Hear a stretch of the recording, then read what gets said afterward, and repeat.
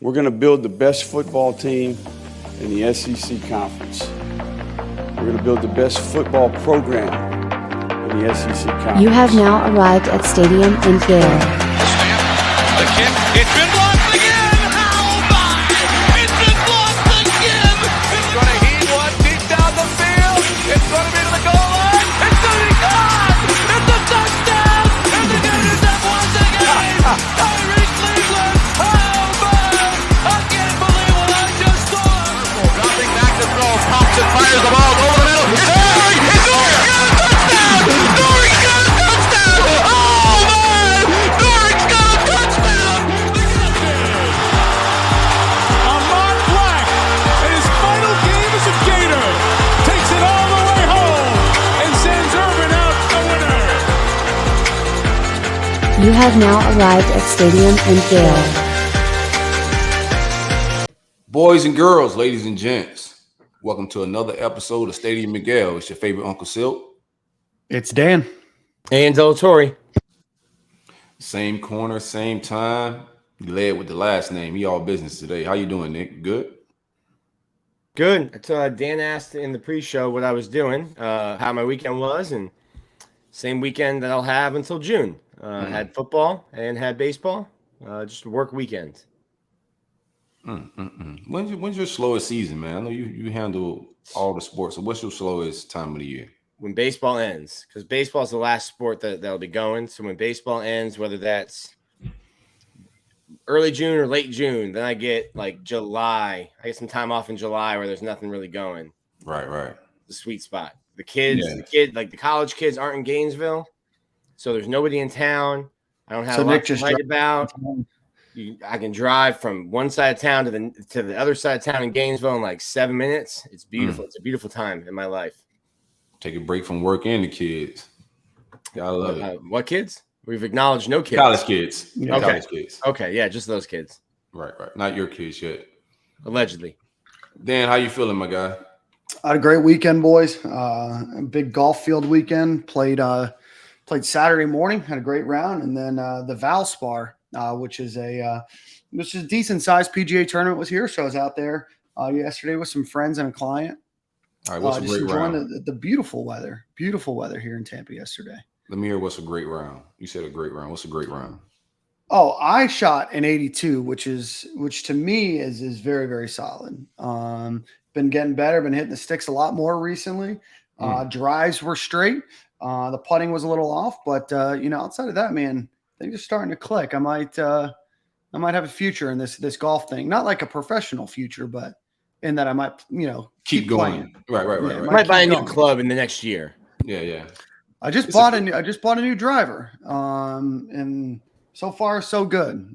So we'll see how it keeps going. But it was one of those rounds that keep you coming back. You know what it's like, Nick. I mean, you've played some golf. You know what it's like. You have those rounds that keep you around, and then you have probably 4 or 5 bad rounds, but you're like, yeah, but I had that one good round. So doesn't even need to be a round, just a shot in a round.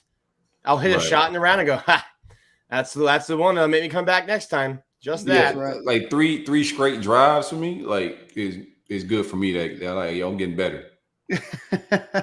No, it's just fun, man. And then the Valspar was a ton of fun. It's a growing tournament that a lot of big names this year. So they were in a playoff, which is wild. It's a sudden death playoff. They made it to the second playoff hole. The guy that won, Sam Burns, I think hit a 35-foot putt to win. So you can't argue with that. Idea. Yeah, he's back-to-back champion now. So it's a shout out to Sam Burns. But other than that, man, it was a great weekend. It's good to be back with you boys, though. Big weekend in Gator sports too, huh? Absolutely. A lot of emojis, a lot of wins. Big weekend. A lot of hires. So what did you do this weekend before we get into the show here? I did some yoga. Okay. That was fun. That's pretty much it. Yoga. I went to a wedding last night. On a Sunday. More of like a celebration. I think they got married. They did the courthouse thing. Then they just had a big party, which was dope vibes. Hung out a little bit. In bed by 10 p.m. So chill weekend. That's usually when the weddings are just getting started. Yeah. But it's Sunday. People gotta go work that next morning. You know what I'm saying? But yeah, very relaxed, chill weekend, man. Yoga, wedding, wash activities. Can't complain. I need a washed weekend, man. The last couple of weekends have been nuts. Nah, keep the bender going, man. Yeah, it's your lane. I got a lane on this show. You got a lane on this show. Speaking of benders, I was finally able to. I've been talking to you boys kind of offline over the last couple of years. Been waiting to book this Hawaii trip, so finally got that all squared away today. So one Monday in September, I'll be speaking 6 hours behind you, but we'll still make it happen because content's got to flow. Whether you're in Hawaii, Italy, West Palm, Tampa, Gainesville. Hawaii sounds good. Never been to Hawaii. Got that on the bucket list. Where you going in Hawaii? You doing resorts? Staying in Maui. Going to be in Maui for 4 days, and then going to go to Kauai for 3 or 4 days after that. So it's going to be a fun trip. It's going to be relaxing, but we're going to, mix in some recreational activities like some ATVing. There's like a catamaran thing that we're doing. So got a lot of rest and relaxation. And then we got a lot of fun things to happen after that. So we'd share more as we get a little bit closer, but you got to go hiking. You're going hiking, right? Yeah. You're going to go hiking, going to do the road to Hana, which is supposed to be awesome. So a lot of stuff on the docket, but I don't want to bore the listeners with my trip. That's not a bragging moment. That's just something I've been trying to do for a few years now. COVID got in the way, so excited to get out there. So, but we've got Nick. He's got to restart his computer real quick. So let's just get into the Alan Horn ad read. We've got 2 basketball guests coming on today to talk a little bit about the Todd Golden hire, which we'll break down with them. And then we got a former Gator sprinter and Olympian from the Virgin Islands, EJ Lovett, coming on later as well. But before we do that, as always, the title sponsor for Stadium and Gale is Alan Horn with Alan Horn Insurance. He's located in Jasper, Georgia, with State Farm. Specializes in auto, home, renters, life, business, insurance, and retirement planning in Georgia, Florida, Alabama, and Tennessee. I think Alan told me the other day he's written policies in every state except for maybe Alabama. So you Alabama listeners, give him a call at 706-692-2888 or visit him at AlanHornInsurance.com. Again, AlanHornInsurance.com, 706-692-2888. Nick, are we back? We're back. Cooking with gasoline. Well, we got a couple basketball guests coming on that might interrupt this segment a little bit, but I want to talk about the big news of the weekend. Beyond the basketball hire, which we'll break down here in a bit, the Gators did announce last week that the spring game is going to be moved from the traditional Saturday of April 16th to a Thursday night, April 14th. And Silk, I want to get your thoughts on that. Boo. Yeah, man, I think a Thursday is plans, huh? Yeah, man. I was planning on throwing a tailgate that Saturday. I think it was that weekend is a wild weekend because it's Easter, so I could get how busy it could be, and I wouldn't even think I was just logged into like business mode and didn't even realize it was Easter weekend. But Thursdays are tough, especially if you got Friday a paid holiday. If you take Thursday off, that kind of kills your Friday paid holiday. So now you got to take 2 days off. So it's going to be tricky with fans wise. I get why they did it recruiting wise. They could get more recruits in. Georgia's got a big day, and then people can say what they want to say, but Georgia's off a national championship right now. They're going to be on ESPN, the prime time. All the lights, camera action is going to be on them for Saturday. So not competing with that is fine, but I think we could have planned it out a little further ahead than last minute changing the date like we did. And I wouldn't mind the Friday. Yeah, I thought Thursday was an interesting move. I like the idea of Friday a little bit more as well, but not totally in love with the idea of Thursday. I think for me, and I think for a lot of people, it's just it's hard. It's already Easter weekend, which I know is a tough weekend as it is in general. But I think a lot of people are going to make day trips. I think a lot of people are going to find it hard to justify to drive up to Gainesville on a Thursday. Right. And then probably drive back. I don't know how much money, people spend on hotels if there's not a lot else going on, right? I think one of the things that's nice about, playing on the weekend is Nick, was baseball in town that weekend? No, baseball's in Nashville. Okay. So, but there maybe softball. I know that there was going to be at least some other, events happening on campus that weekend. So I think that's tough. But Nick, I want to get your thoughts on moving it to Thursday. I kind of told you guys as we were talking about it over the weekend. To me, I kind of had to hold my tongue when it changed because I saw instant outrage, and me I don't care. I live in Gainesville. It's my job to be there, so they could play it, at 8:30 a.m. on a Tuesday, and I would be there. So to me, I kind of have to take a back seat and see what the fan base, what my readers are saying. And for the most part, I can put a poll up and people were like, I get it.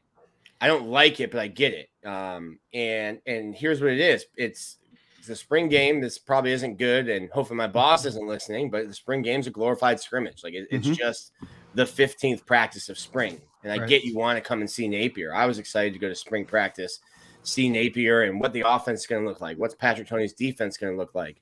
To me, though, you're moving. They weren't going to play it on Good Friday, so they're going to move it to Thursday. With I think the entire state of Florida is off of school on that Friday, Good Friday. Their hope is if guys are going to be coming from South Florida, from Orlando, from Tampa, and they're going to be going to Georgia or Alabama or one of these drivable spring games. Let's invite them Thursday. They can stay the night in Gainesville Thursday. Use Friday to drive up to wherever they were going to go. And the idea is that they're going to get more people. Should they have thought of this a month ago when they originally planned it and done that? Yeah. That'd be better for those people. Maybe 2 months out, you can accommodate a Thursday schedule. Maybe, take the kid out of school on Thursday and drive down or something like that and give them an extra day on a long weekend. So for me personally, it doesn't matter. I have to be there. But I understand the fans that are upset. I get that. And I'm upset for our tailgate. Yeah. I was just going to say, I think logistically it's a challenge. I know that you are competing against Georgia, Miami, I think Tennessee's that weekend. I think there's 5 SEC schools that weekend. I think to me, the biggest thing is, assuming that these kids are doing things the right way and they're paying their own way, driving Thursday, a night in a hotel, maybe driving somewhere Friday night in a hotel, probably Saturday night in a hotel, it just starts to add up. It starts to become a little bit inconvenient. Obviously it's the Easter holiday and Easter weekend. And no matter how, religious or not you are, a lot of people do, spend time with family and everything else. So I almost wonder if that's a little bit too much, for the weekend. I don't have any idea how many recruits will be there or will not be there, or how many would have been there or would not have been there if the game was on a Saturday, right? So I want to, hold my tongue when I say that, but I do find that the timing interesting, especially after for 5-6 weeks, you had it on a particular weekend. People have hotels, people have flights, people, probably planned around it. And it just seems like late notice to me. Yeah, and that's my biggest gripe is the sudden change. That's it. Yeah. Of course, we want it on a Saturday for fan reasons. I get why they're doing it on a Thursday, but I just think it could have been planned out from the beginning. It could have been more foresight. Yeah. No, I totally agree. Well, let's bench football for a little bit. We do have Kevin Sweeney from Sports Illustrated coming on, but before we do that, let's give some love to our friends over at Home Field Apparel. Visit them at homefieldapparel.com. Use promo code Stadium and Gale. Get 15% off of your order. Maybe you're a new St. Peter's fan. Who knows? Maybe you're a fan of one of the teams that's still in the NCAA tournament. They have gear from probably over 50 different schools right now. They did just launch that new St. Peter's gear over the weekend, which is beautiful if you're a Peacock fan or a member of Peacock Nation now.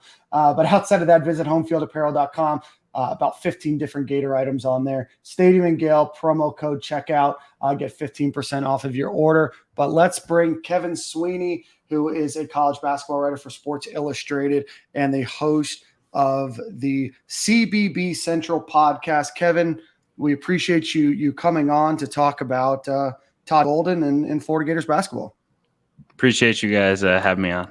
Yeah, absolutely, man. Well, Well, Kevin, I think when start with this, Dan, because I think the general Florida fan was, who the hell is this guy?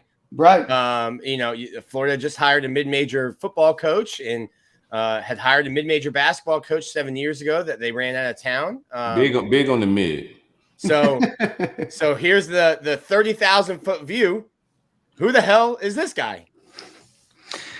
Well, he's young without question, but he is a guy that I think if you ask people around the profession, kind of is universally lauded as a riser. A guy who will be a star. His background is kind of analytics driven. So he was an assistant. He kind of got to start at Columbia on a staff that was really loaded with Kyle Smith, who's now the head coach of Washington State, with Kobe Altman, who's now the GM for the Cavaliers. He was involved with that program at the time. Like, there's a bunch of these guys who were all kind of together. And they all kind of shared this kind of like nerd ball, analytics savvy mentality. And I think Todd has kind of shifted the most into becoming the biggest time head coach in that group. In that, Kyle Smith is at Washington State. He's kind of a, he lives in a different world. Like, he's a guy who's going to get, his hands dirty and have to deal with, 3-star recruits and kind of digging himself out of holes because he's at a tough job. Todd is built for, I think, a destination type job. He's a powerhouse recruiter. He's got tremendous energy. He's very well connected. He spent a little time in the SEC at Auburn, so he kind of knows the terrain a little bit. He's a guy that I think just has every connection and everything you need to be really good at this, right? It's a hard thing to walk into at Florida. It's certainly different waters than he's ever swam in before, but I think he is the type of guy who has the he just has the makeup of a star high major coach in my mind. Yeah, and I think a lot of Gator fans, when Mike White left, that they were wondering what's next. Do you go after the big name, the proven name? Florida Gator basketball fans have become a bit apathetic over the last few years, and somebody that's going to drive energy and drive excitement. And I don't know if Todd Golden's name on paper does that, but it just seems to me, like reading all the articles and a lot of the podcasts that I listened to since then about the hire all seem to be, if you follow basketball and understand basketball, that if it wasn't Florida that was going to hire him, somebody big was going to probably scoop him up this year too. But I want to ask you, you mentioned analytics, and everything that we talk about, or that everything that's mentioned about Todd Golden is about analytics. Obviously, the NBA is very analytic heavy. It's obviously permeated into college basketball, but are there, some other comparisons of, big analytical coaches that are out there that are doing some of the things that Todd Golden's doing? I think a lot of coaches are calling Todd Golden and trying to figure out what they should be doing, if that makes sense. There's a lot of coaches that aren't willing to be as open about what they do. I mean, look, one of the things that I'll say straight up that they do, and they're open about it, that a lot of coaches will call me and say they're doing it, but they don't want to put it out there, is they game the crap out of the net. Like, so the net, essentially the best way to boost your net is to blow people out. Blow everyone out, blow mid-majors out, blow low majors out. Like, whoever you can blow out, blow them out. Beat them by 50. And keep the foot on the gas. And he does it as openly like we're doing it for the net. And he did it against Gonzaga when they're losing. He's like, let's get it to 10, because that was the that was the spread. That was the Ken Pom number. If we hit 10, if we're within 10, we're not going to get hurt in the net. We're going to stay where we are. Like, little things like that. Like, to get to the NCAA tournament in San Francisco, you have to take every single edge. There's a reason no one had done it in 25 years. It's really hard. And he found every single edge you could possibly find. And a lot of that is kind of analytic driven. And whether you say, Nate Oates talks a lot about analytics at Alabama, maybe that's a comparison there. But I think, again, it's just like being open about stuff that doesn't seem ridiculous to do. It doesn't seem super math heavy, but at the end of the day, like, you're just boosting your numbers, and those numbers really matter. So, he's certainly open about that and trying to juice the net a little bit and be a little bit more 3-point and layup heavy, not taking a ton of mid-range shots and things like that. So, I don't think he's reinventing the wheel. I think he's just a little bit more open and honest about how he's using these things that other people are. Talk to me about, I read a really interesting Ken Pom article. I'm not a huge basketball guy, so some of it probably goes over my head, but a really interesting KenPom article about how he's using fouls, and he will foul when up 2 or when up 3 late in the game. And he'll foul when down late in the game, and maybe not even late, maybe not even like what a general fan would consider late, but just his because you touched on a little bit his analytical take on basketball when it comes to net. But then when you're on the court, it seems like he has a very numbers driven and research heavy style of play. Yeah, no, he's done some stuff. I think they even fouled at the end of a half, which got him a lot of attention. Was he fouled like heading into halftime to get a possession back because the ball was in the hands of like a weak free throw shooter. Again, I think that just goes to we are going to find every single edge, right? And again, I don't think you can math your way to the top 4 of the SEC every year. Like you're in some shark infested waters. Like there are some big time dudes got there recruiting and coaching at a high level that makes it really hard to do. But like he is going to find every edge that he can possibly find to move up the standings, just like he did it at San Francisco. And again, there you could be a little bit more like, let's find an edge by fouling someone and stealing a point here, stealing possession there. And I think you'll still do some of those things at Florida. But I think at the end of the day, like what's going to determine his success is whether he hires strong enough assistant coaches to go get players. If can he, navigate, the recruiting waters with an Eric Musselman and a Nate Oates and a Bruce Pearl and John Calipari. Like if he does that, he's going to be successful. If he doesn't, he's not. But, I think it's obvious he's going to use whatever he has to do to get, little edges here and there. And those edges do matter in the long run. Hey, Kevin, what I think one of the biggest gripes the fans had with Mike White was style of offense. Just wasn't appeasing on the eyes. What type of offense should we expect from Golden? He likes to let his guys play. His point guards in particular, his whole tenure there, they had a kid on the ball named Jamari Bouye, who is a very, an NBA prospect. He will be in the mix, be a second round pick. And they put the ball in his hands and said, go to work in ball screens. Like they play a lot of ball screens. They space it out. They take threes. This year they got bigger. That was a big thing was, the year that they really struggled, the COVID season, 2020-21, their issue was they just didn't have size. They didn't have someone they could throw it to in the interior.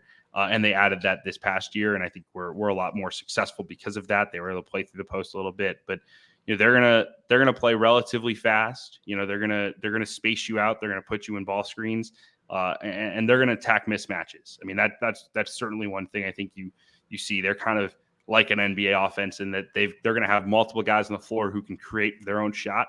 And whichever guy they think they have the mismatch with, they're going to let them go cook. And a lot of times it was Bouye, but sometimes it was Khalil Shabazz, who was their off guard. Sometimes it was Gabe Stefanini, who came in with them from Columbia, who was really good this year.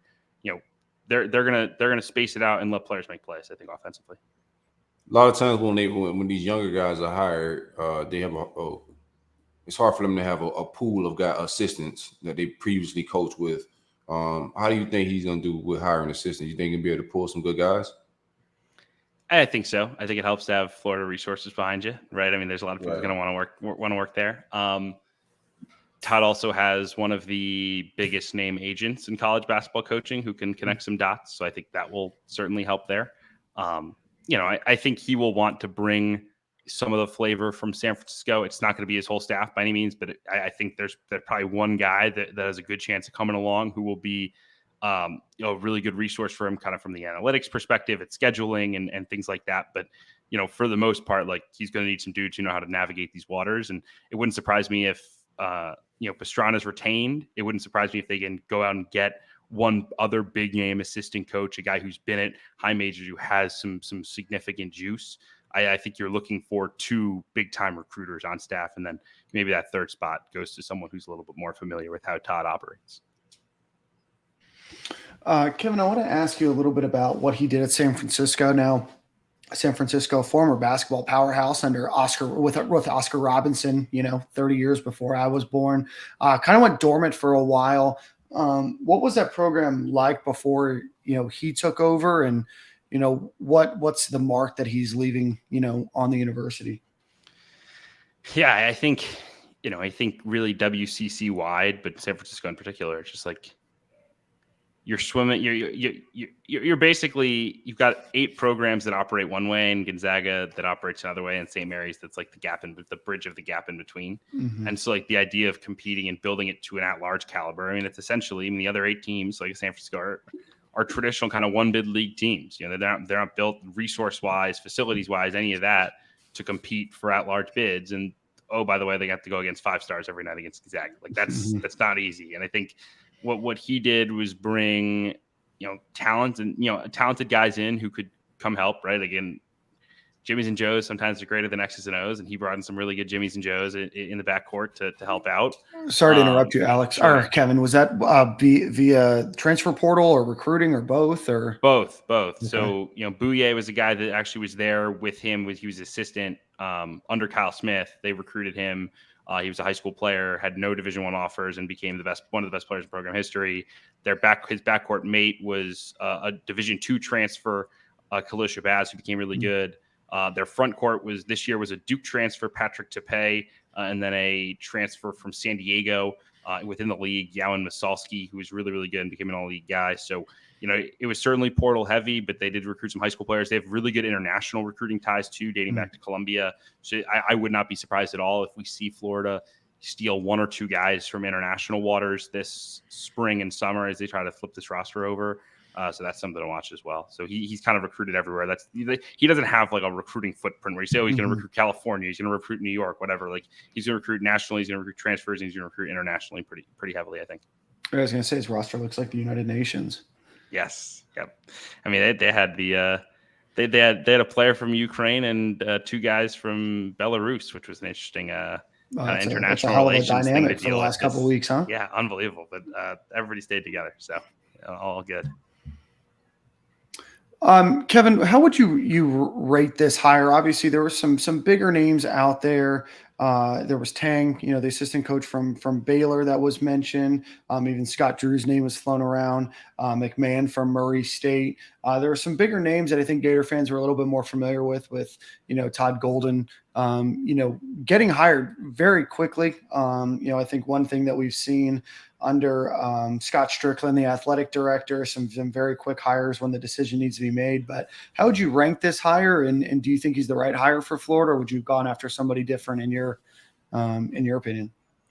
Look, I think of the mid-major names that were out there for a place like Florida, I think Todd is the right gamble. I think he kind of fits personality-wise the place well. Did you call it a gamble? He's got tremendous upside. It's a gamble. I mean, 100. Look, he's 23 and 22 in his career in the WCC. There's some risk involved here. Like there's some real risk here. But above 500, he is above 500. Like he's 36 years old. Everyone believes he's a superstar. I have a good. I don't have the closest relationship with him, but I know him, and like, you know, he checks every box in my mind. Like everyone knew he was going to be a riser. Everyone knew he was going to get one.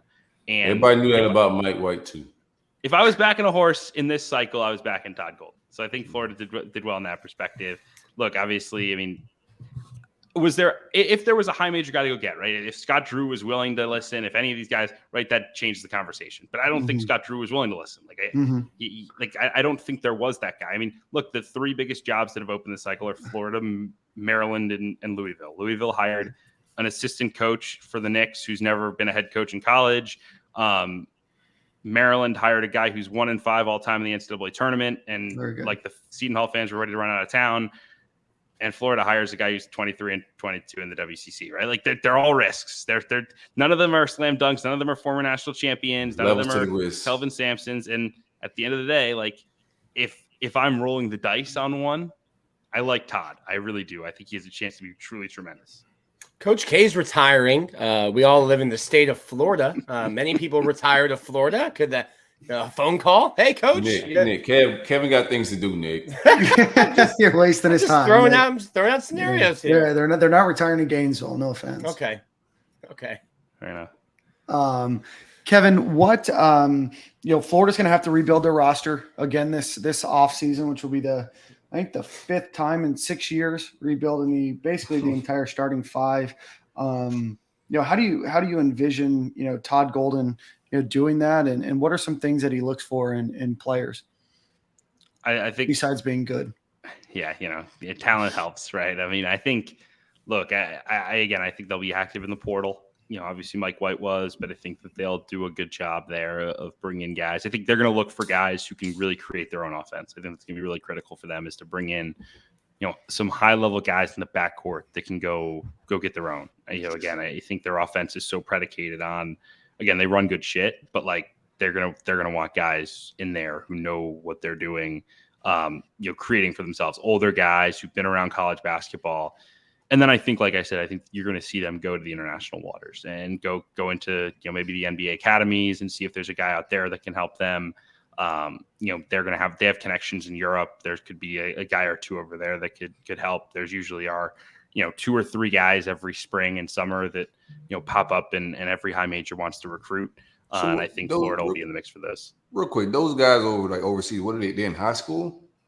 So a lot of them are in pro teams playing for pro academies. So they basically split time between playing for a professional team, in Europe, and then playing for like more of like a high school kind of club type situation.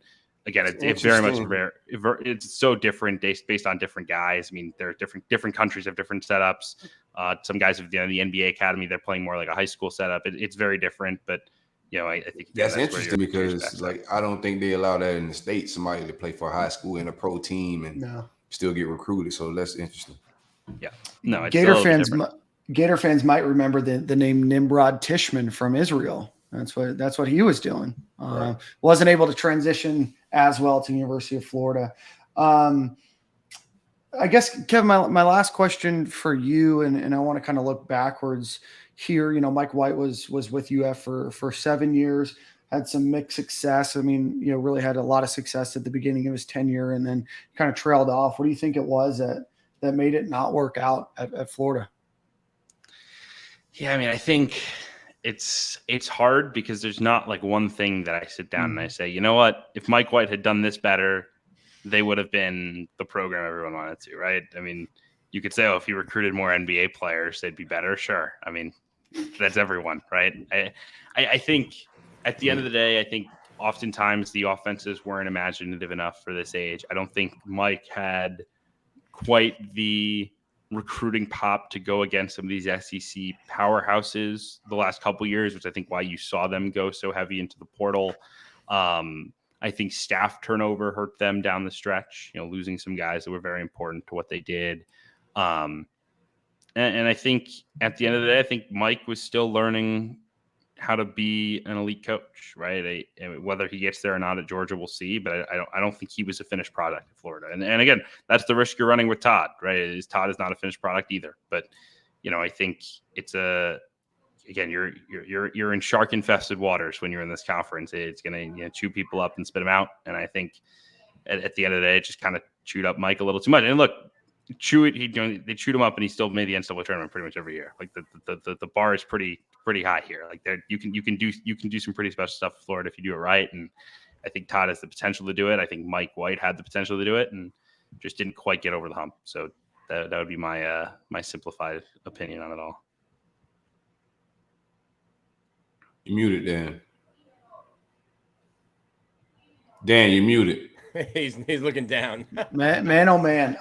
Kevin, we appreciate you coming on today, my friend. Let everybody know where they can read you and listen to your podcast. Sure, man. It's over at SI. That's all our work, SI.com.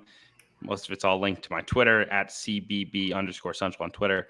And my podcast over at Apple and Spotify, wherever you listen to shows. I'm also on the Field of 68 After Dark with you guys like Jeff Goodman and Rob Doster and those guys, 11 p.m. on Sirius XM every night. So check that out as well. Appreciate it, guys. Well, Kevin, thanks so much for coming on, and we appreciate your insight. And we'll look forward to having you on a little bit more, talk about some national championships back at Florida basketball. Let's hope, man. Have a good one. All right, Kev, have a good one. Thank you. All right, boys, we're going from one guest into another.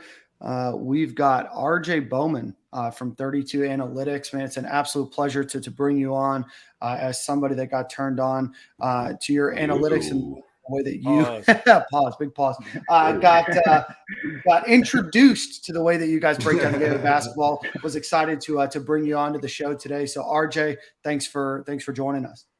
Yeah, thanks for having me, guys. Super happy to be here. I really appreciate it. Thanks. So if you don't know, 32analytics.com breaks down basketball the way that Todd Golden, we imagine, is going to break down basketball. So I wanted to get the analytic approach because everything that we've talked about with Todd Golden has been about being innovative on the analytical front. So RJ, as a guy that's probably at the forefront of basketball analytics, give us your thoughts on the Todd Golden to UF hire. Yeah. I think, from an analytical perspective, obviously Todd Golden has been a huge hit in college basketball. He's very, analytically focused.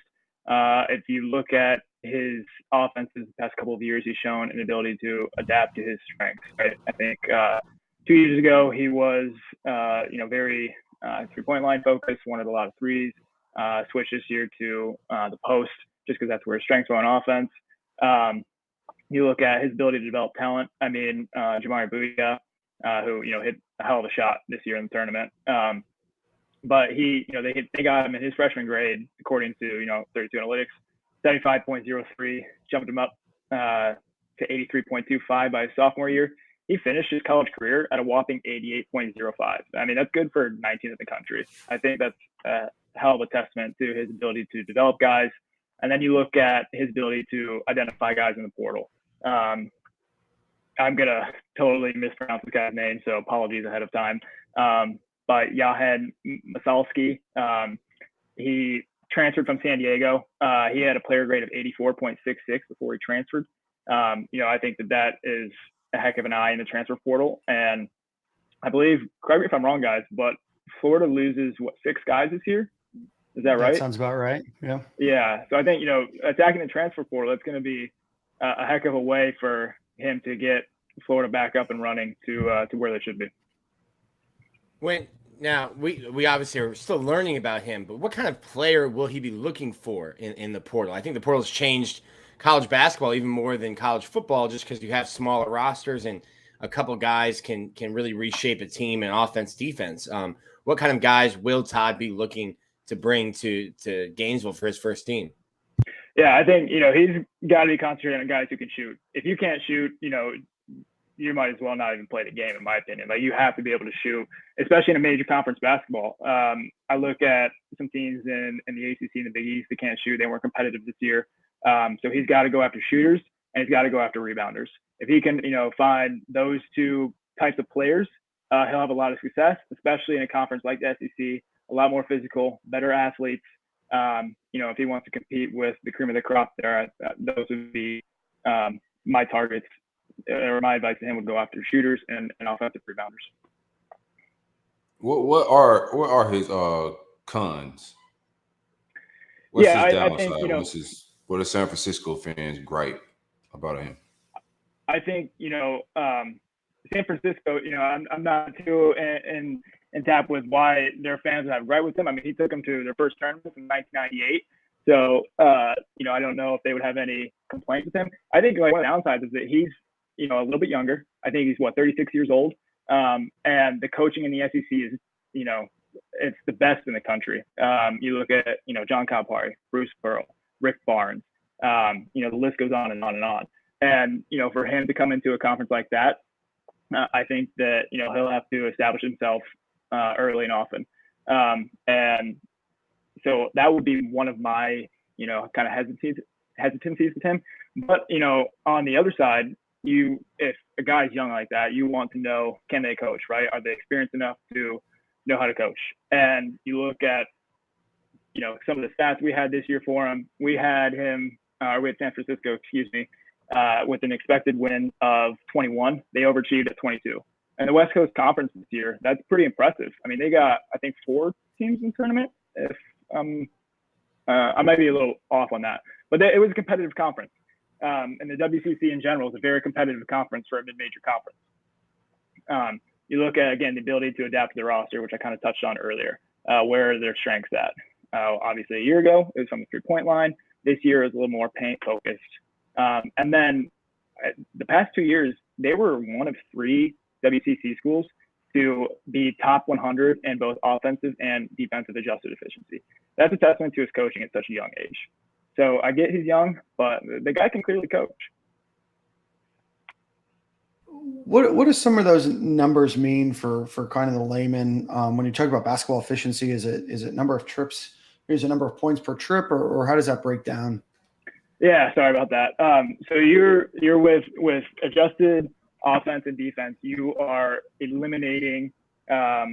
You're taking into account possessions per game, right? So you want to get an idea of how they're performing in line with the possessions they're taking per game. So obviously, like with a team that plays more up tempo, they're going to have more possessions per game. But you want to create an equal playing field for a team like Virginia or Wisconsin that like to slow the game down. So you want to almost take away the amount of possessions they get and just look at the efficiency there, if that makes sense. Yeah. Okay. Perfect. So Florida's going to have to rebuild a roster, rebuild a pretty apathetic fan bases. Is Todd Golden, obviously only had 3 years at University of San Francisco, had a decent year, had a down year. And then obviously this year they made the tournament. Is he a guy that you think can turn it around pretty quickly? Is he more of a builder, or, what can Florida fans kind of expect out of, Todd Golden's, first year or two?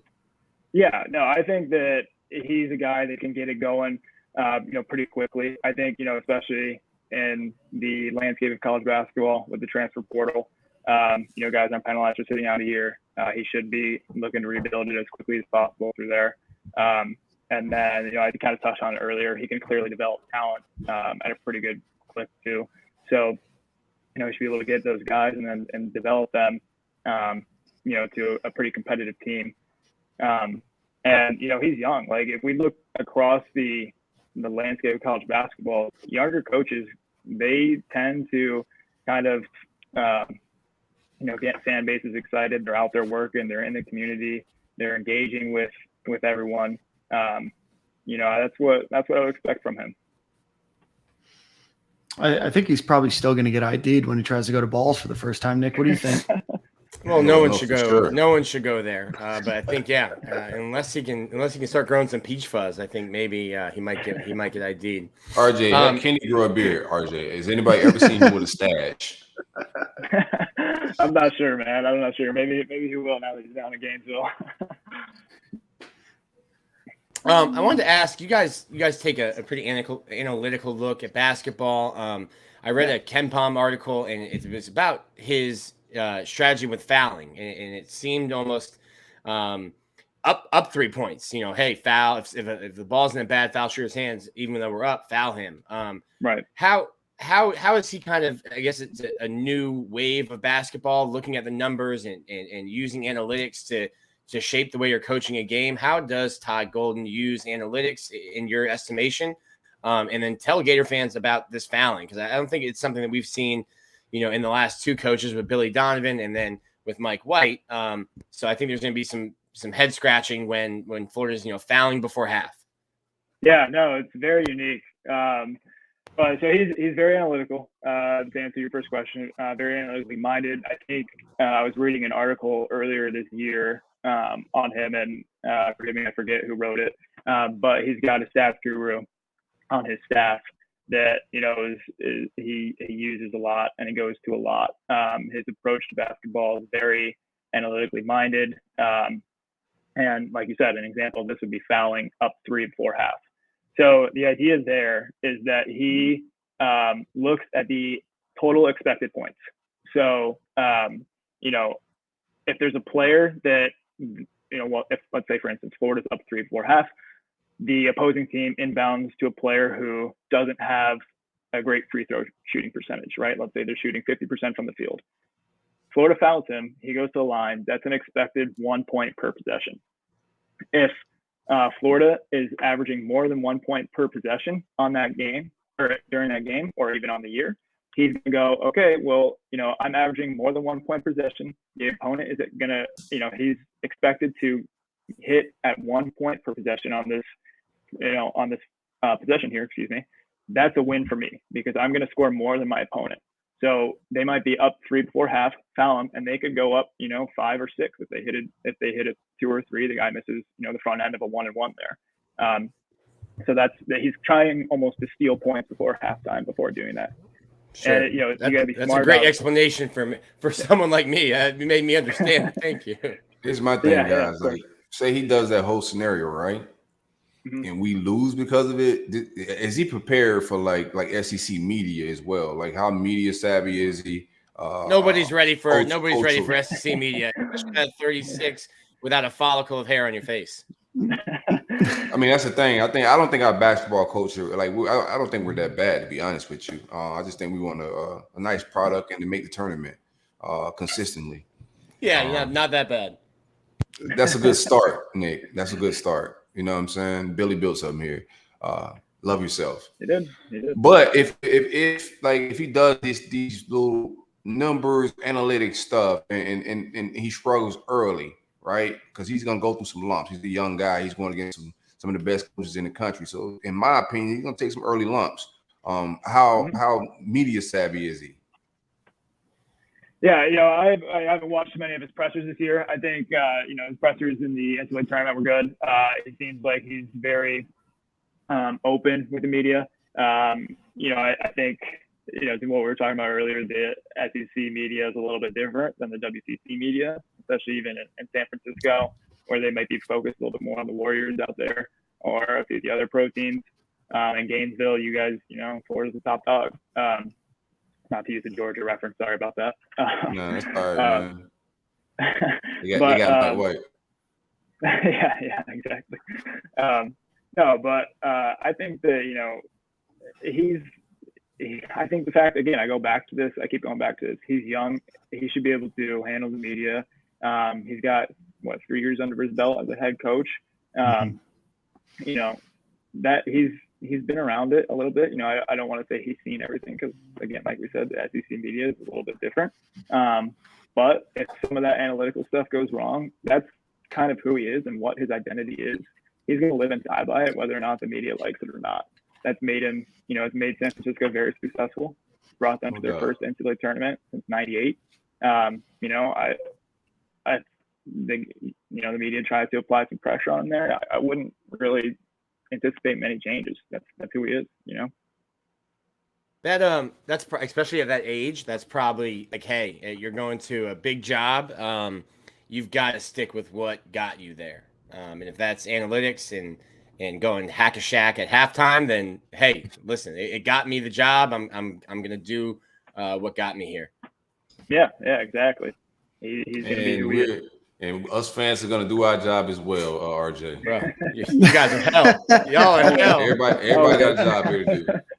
You know it. Everyone's got a job. Everybody got a job. Doug's clocking in at 8:45. I'm here for work early on Monday. He's here for work. Right after the loss happens, so clocks in. Yeah. He's ready to go. Get that fouling shit out of here. No, I'm just playing. RJ, I've got a question. Obviously analytic driven, but what is his offensive style? You know, Florida really lived and died by the three for the last few years.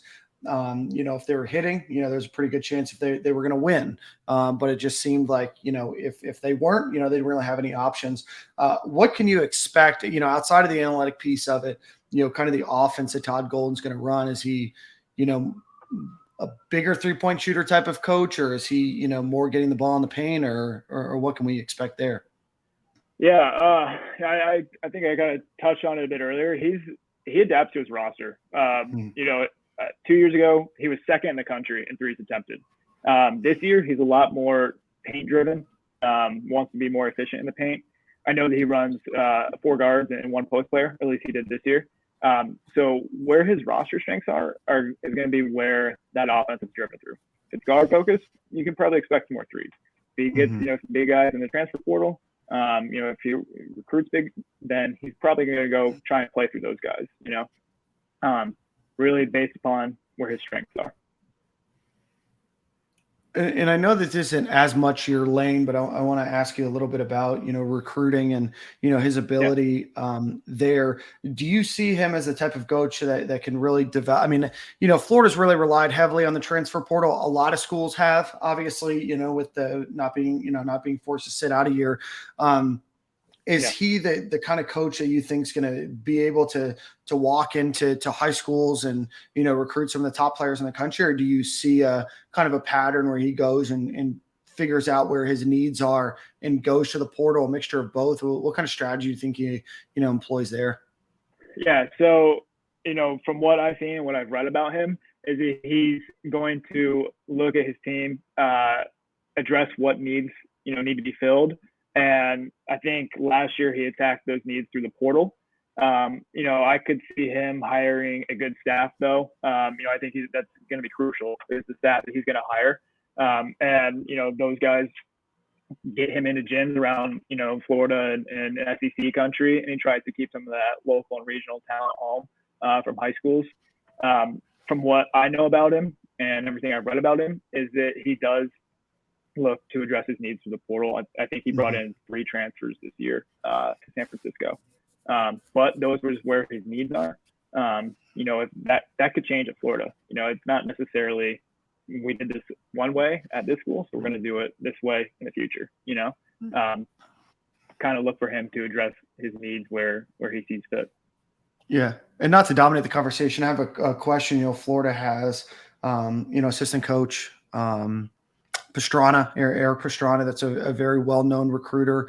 Came to Florida from Oklahoma State, originally from Florida. You have Perkins, who is the assistant or is the acting head coach right now. Do you see a situation where Todd Golden tries to keep either one of those guys, or would you put a preference on one, or do you think he's going to go elsewhere to try to fill those gaps and needs?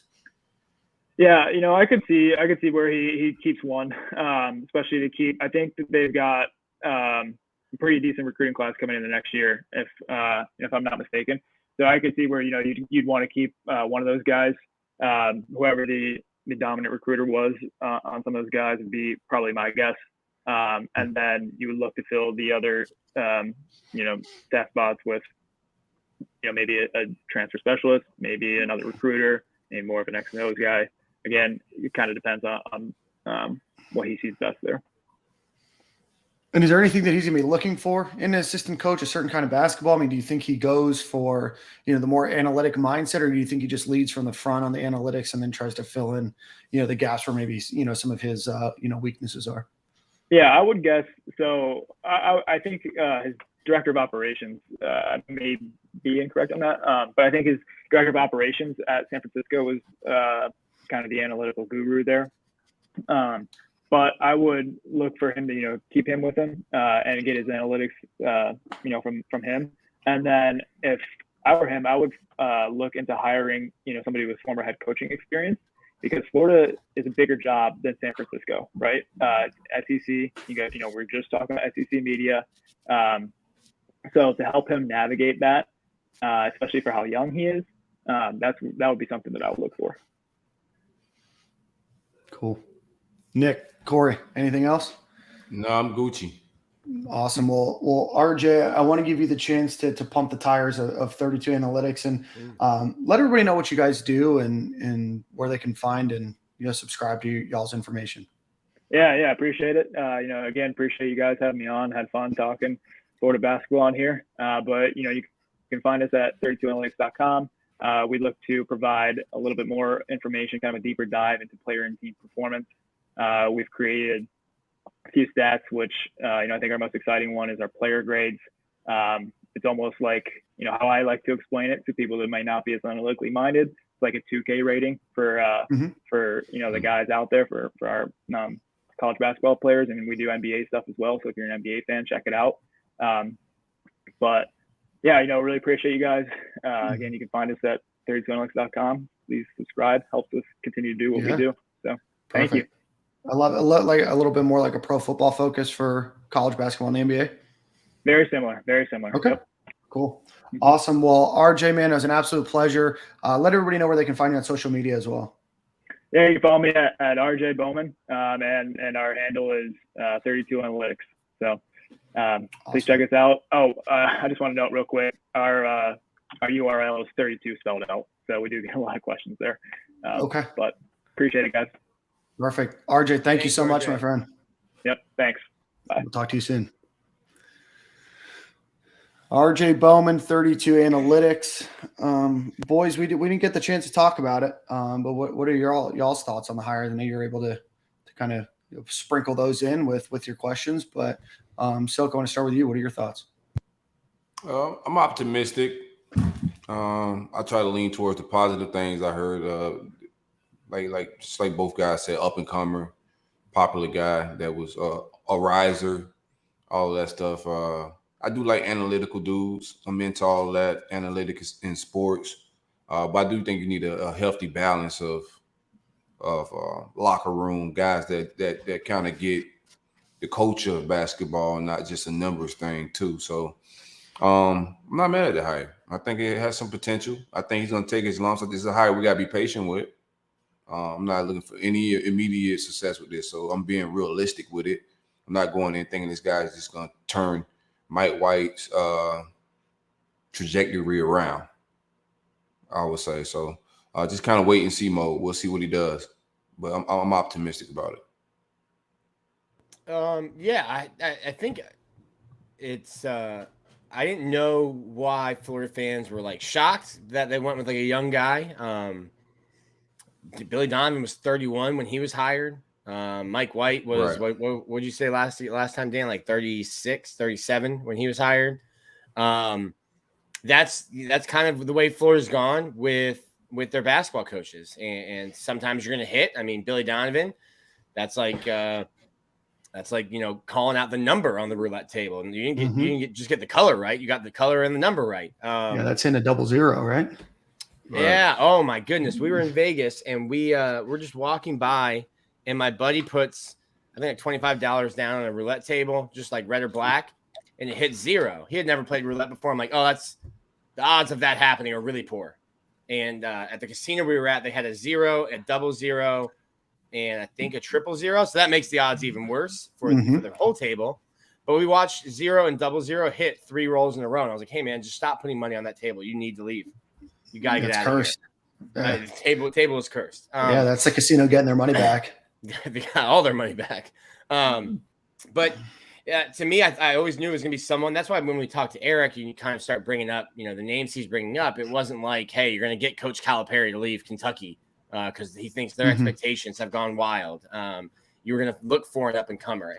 And to be honest, the first time I heard about Todd Golden was sitting there watching him play Murray State. And that was an incredible game, San Francisco and Murray State. And I was texting Eric throughout the game.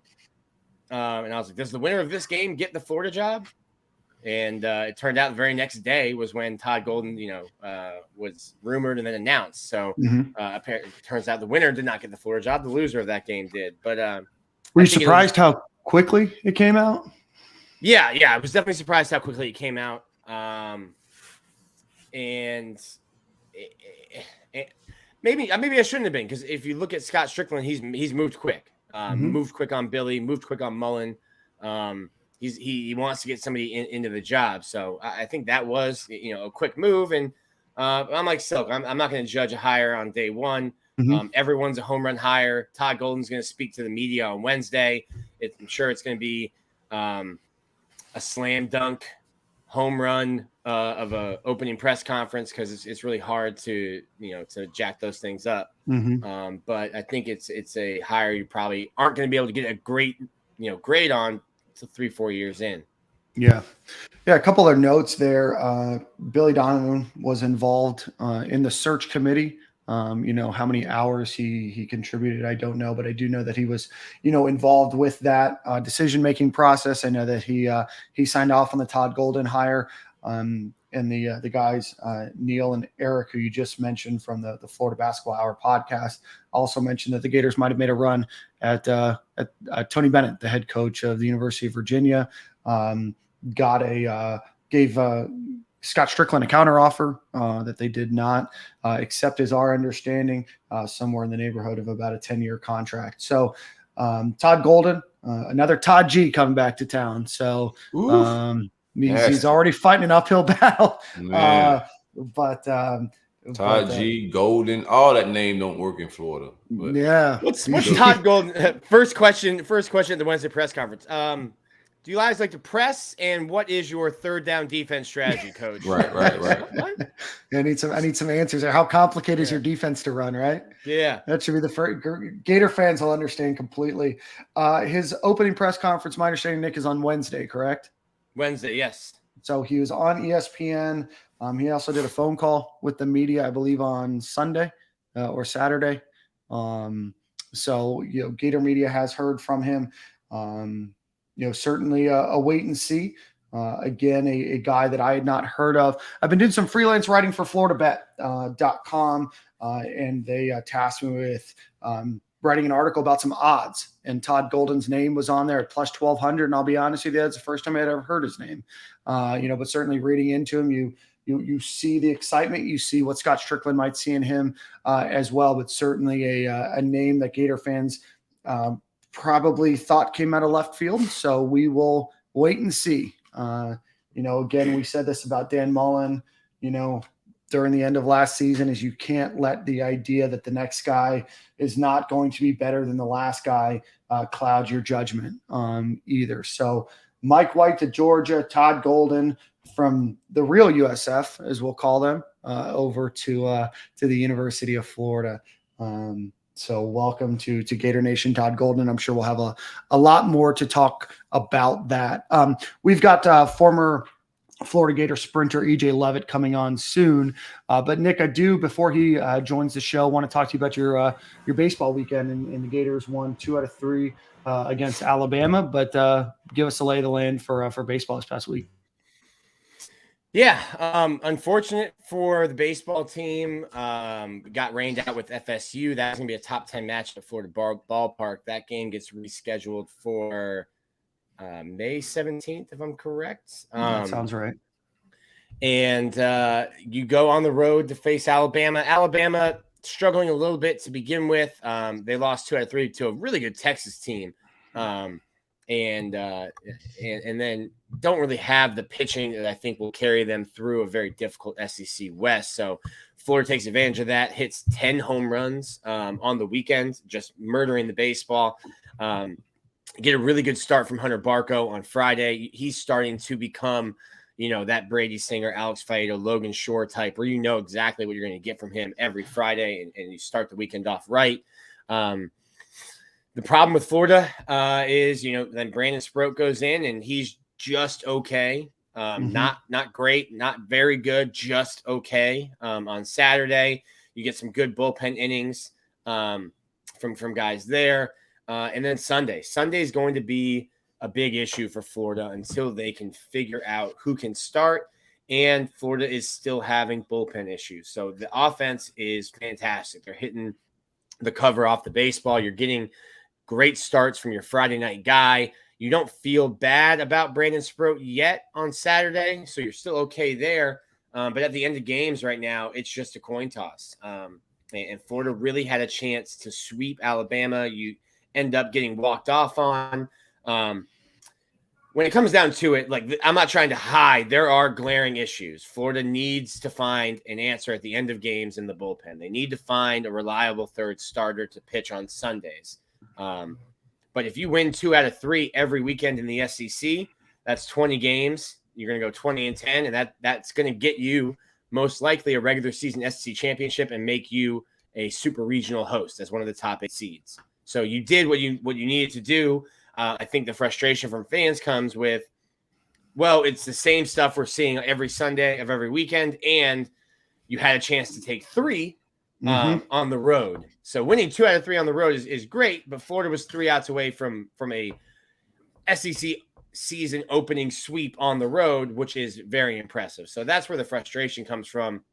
Florida's going to be really good. They're still playing really good defense. That again didn't happen Sunday. Errors cost them some runs Sunday. So I still feel really good about Florida. I need to see Nick Pogue and Tyler Nesbitt pitch tomorrow, or today as you're listening to this. Florida hosts Bethune-Cookman at Florida Ballpark. I need to see those 2 guys, because when you're coming back from Tommy John surgery, that first start, you're limited to 30, 35 pitches. Each subsequent start, you get an extra 15. So if I'm talking about needing to find a third starter on Sunday, it's one of those 2 guys.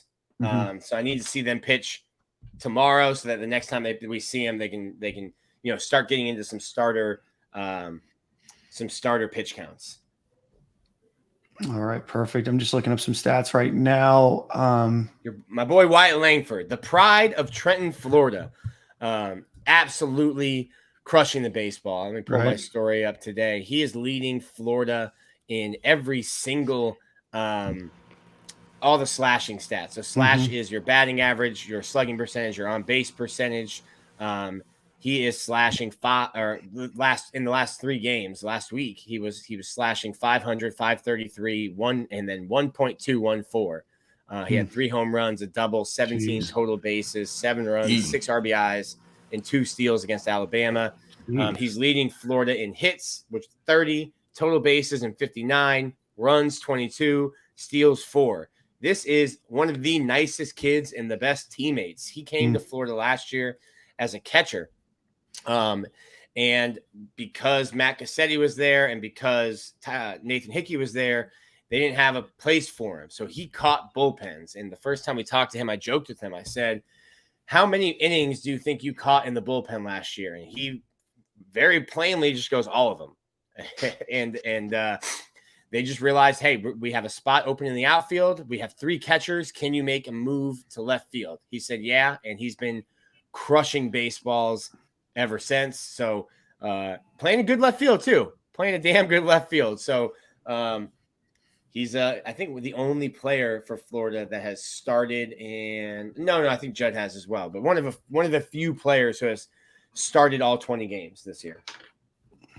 All right. And then I know Judd Fabian's hitting the ball well as well. So as long as the Gators can get their pitching figured out, who knows? But it does seem like things are going pretty well with an opportunity to improve. So, and you'll get LSU this weekend at Florida Ballpark. So 4 games all at home this week. Bethune-Cookman, shout out to Daytona, and at LSU. LSU coming in, I think they're ranked like 22nd, 23rd on D1 baseball. And their coach was asked about who will start against Florida, and he said TBD, TBD, TBD. So I think we'll see some of the football hijinks between Florida and LSU make their way onto the baseball diamond, and I think you'll see Florida match up with TBD, TBD, TBD, even though it's going to be Hunter Barco, Brandon Sproat, and then an actual TBD. Yeah. Well, Silk, if the Gators beat Bethune-Cookman this weekend, you'll have to, tonight, you'll have to give CJ that smoke on Wednesday on the roll-up. Yeah, you already know I'm gonna do it, man. Got to. Oh, perfect. Well, we got EJ Lovett sitting in our waiting room right now. But before we do that, let's give a shout out to our friends over at Game Time Sidekicks. If you are looking for the best cupware that can be customized, or for about 350 different schools, go check out GameTimeSidekicks.com. Use promo code Stadium and get 10% off of your order. I'm not going to lie, all of my stainless steel drinkware is all Game Time Sidekicks products right now. So best in the business right now. Visit them, GameTimeSidekicks.com. And with that, we welcome former Florida Gator hurdler and 2016 Olympian EJ Lovett to the show. EJ, how are you doing, my friend? And 561 finest, man. Oh yeah, you already know. Man. Let them know what's up. Oh man, South Florida vibes for this segment. Oh yeah, for sure. Well, EJ, man, know you're originally from Miami. Went to Palm Beach Lakes High School, and then ran hurdles at the University of Florida. Tell us a little bit about your experience and how you ended up at Florida. Man, it's really a cool story. So track was never a sport that I wanted to do. You know, I started off playing baseball. My dad played baseball. He was a major league baseball player. Played catcher for the what was the minor league team? Savannah Cardinals. I'm sorry. Savannah Cardinals got acquired by St. Louis 91, 92. Around the time I was born. So I grew up as a catcher, and so traditionally I just switched to playing quarterback football. But obviously I was fast. I had skills, and so my oldest sister, her dad is actually Aubrey Hill, receiver. Yeah, So Aubrey, yeah, Aubrey, I knew. I've known Aubrey my whole life. So and I mean, like my sister's only a year older than me, so I knew Aubrey my whole life. But at the time, Aubrey was at University of Miami. Obviously, me being a Miami boy, growing up in Kansas City, the U is where I wanted to go. You know, and there was a lot of guys that that were multi-talented that went through the University of Florida and eventually went on to go play football. So yeah, I was talking to Aubrey. It was around like later on, maybe like my 10th grade year, about like my 10th grade year. I was talking to him, and then he was just like, "Hey, I think you should run track. It'll get you faster." And I really wasn't feeling it, to be honest. I didn't like the training. The first time I ever tried track in my life, I was maybe about 6 years old, and like I was really skinny when I was smaller. So, they just had me like running laps, and I'm like, listen, like this running around 2-3 laps, it's not for This me. Like, this for the birds, man. I'm not trying to do this. yeah, I just had yeah, that it was, conversation with my son like an hour ago, man. yeah, it Track just, sucks. yeah, it just wasn't for me. I mean, even now, training definitely hurts, even in shorter distances or and over hurdles. But so yeah, like so I got proposition with that. Obviously, I wanted to be better at football, so I decided to go do that. So the first time I ever tried track was 2 days, and I was about 6. I quit. The second time I ever tried track, it was only a day. And like the high school coach, he was like, "Oh, y'all football players, y'all ain't in shape, blah blah blah." And I'm like, "Listen, man, I'm just be real with you. I ain't no track athlete. I'm a football player." So ironically, what ends up happening is my high school track coach, he has a situation, he has some personal stuff that he has to deal with, and now the football coach ends up running the track team. So now it's like, hey, everybody who's playing football, you got to run track in the spring. So I'm like, oh man. Oh So man, they got it you. kind of it kind of was like, it was, I guess it was made to be. So I actually, I was just out there just BSing, just doing whatever, doing whatever we do. And I actually started off as a jumper. I was just playing around, and my coach was like, "Oh, okay, like you want to play? You now you're a long jumper. Now you're a long jumper, triple jumper." So I did that. Didn't really have any phases. I just ran and jumped. I was just being athletic. And so one day, Coach Groover, he was just like, "Hey, like I want you to come here," and he had the hurdle set up for like a one-step drill, and he was like, "I just want you to go over the hurdles like as fast as you can." And I'm like, how? Like, cause I up until that point, I never seen a hurdle race. I don't even know what I don't know. I never seen a hurdle race. I never seen an Olympic race. I seen 100. I seen the 200. I just never seen a hurdle race. So I just You're didn't like, know I'm how to out. do I'm it. out here just to be fast and for football, and now you're putting stuff in front of me. And how am I supposed to Right, be right, fast? And you're putting all this stuff. right, Some right. nice So finesse. right. And so like for me, it was something that I just I like to challenge myself. So pretty much I was just like, all right, bet. Like, we'll try it out. And like it wasn't bad, but I like kind of I fell. Actually like fell. And I was like, oh, okay. I was like, all right, I bet you I won't ever fall again. And like from there, it just kind of like it just we tried it more and more, and it was to the point where we was doing some practices, and we ended up going to Cardinal Newman. So our football coach was Alonzo Jefferson.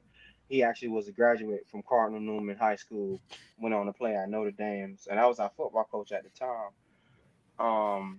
And like I just kind of like fell in love with it. It was like a way to challenge myself. I was already faster than most people on the track team, even though I didn't run track.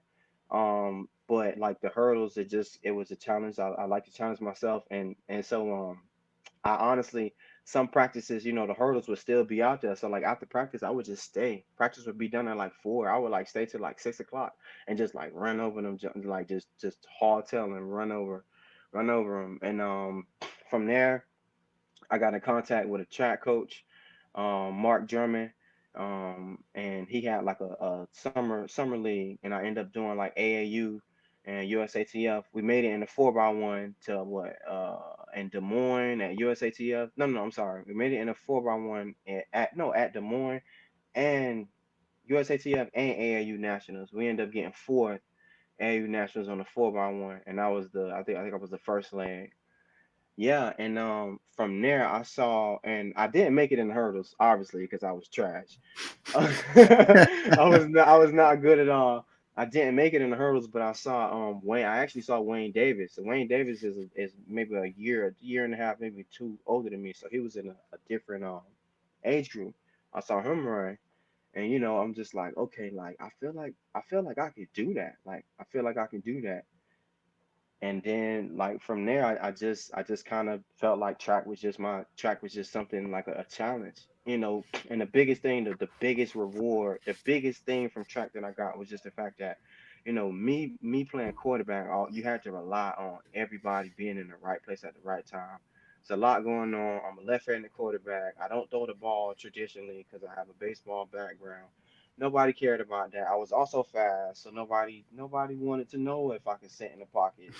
They just would make me run. We would do wildcat, all of that. All football is very, very systematic. So a lot of those things come into play.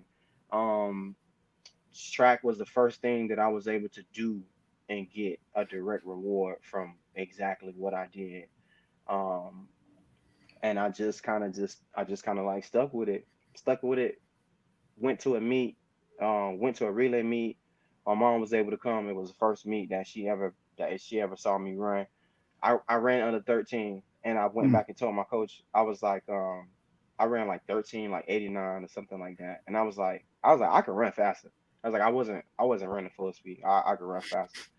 And so yeah, like I just kept going. And now my junior year, I ended up winning state, but it was like 14 seconds. I ran like 14:01.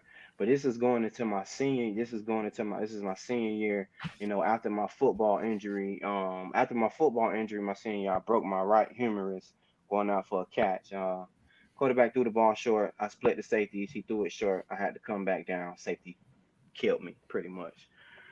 Um, yeah, so just had to put everything on track and just really just stayed focused on it, was doing everything that I could. And yeah, from that meet, yeah, I told my coach, I'm like, man, I can run faster. Like I don't and even like with the hurdles, with the cut step in between, I just pretend like I'm route running.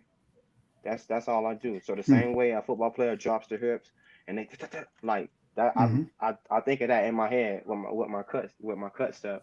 So it kind of just like transition. It was an easy transition for me. Do you like But not an easy. do you like track and field more than the team sports? Well, I mean, team sports always it has its elements. Being it's a different field being on the football field. Just offense or defense is a different vibe. It's different camaraderie. A lot more accountability, a lot more of just kind of reckless abandonment. Sometimes you just go out and you just try to make a play, and it happens. It's a lot more chance that goes into football. I think a lot, but I can't really compare the two. Football is very different. It's very different, and I can yell and scream and hit people in Do you, football. do I you can't really. prefer do you prefer one over the other? I would prefer running into somebody. I'm not gonna lie. I feel But I that. mean, football also pays good, and that's a funny part because it's amazing because when you see track athletes and how sometimes it's kind of persuade like you don't really see too much of guys like yelling and screaming, and it's not really looked at too well. But like that's really me. Like I like to be hyped. Like I like to get after it. Like I'm a warrior. Like I'm going over hurdles and it looks graceful, but I'm out there digging. It's just different. So I It's mean, I'm crazy able to you go bring. from like not liking track to being that passionate about it, right? Yeah, yeah, not definitely. But like I said, just the fact that I was able to put in work, put in like serious work and see the benefits, like it literally right away. The very week I decided that I was gonna stick to track, I started getting better.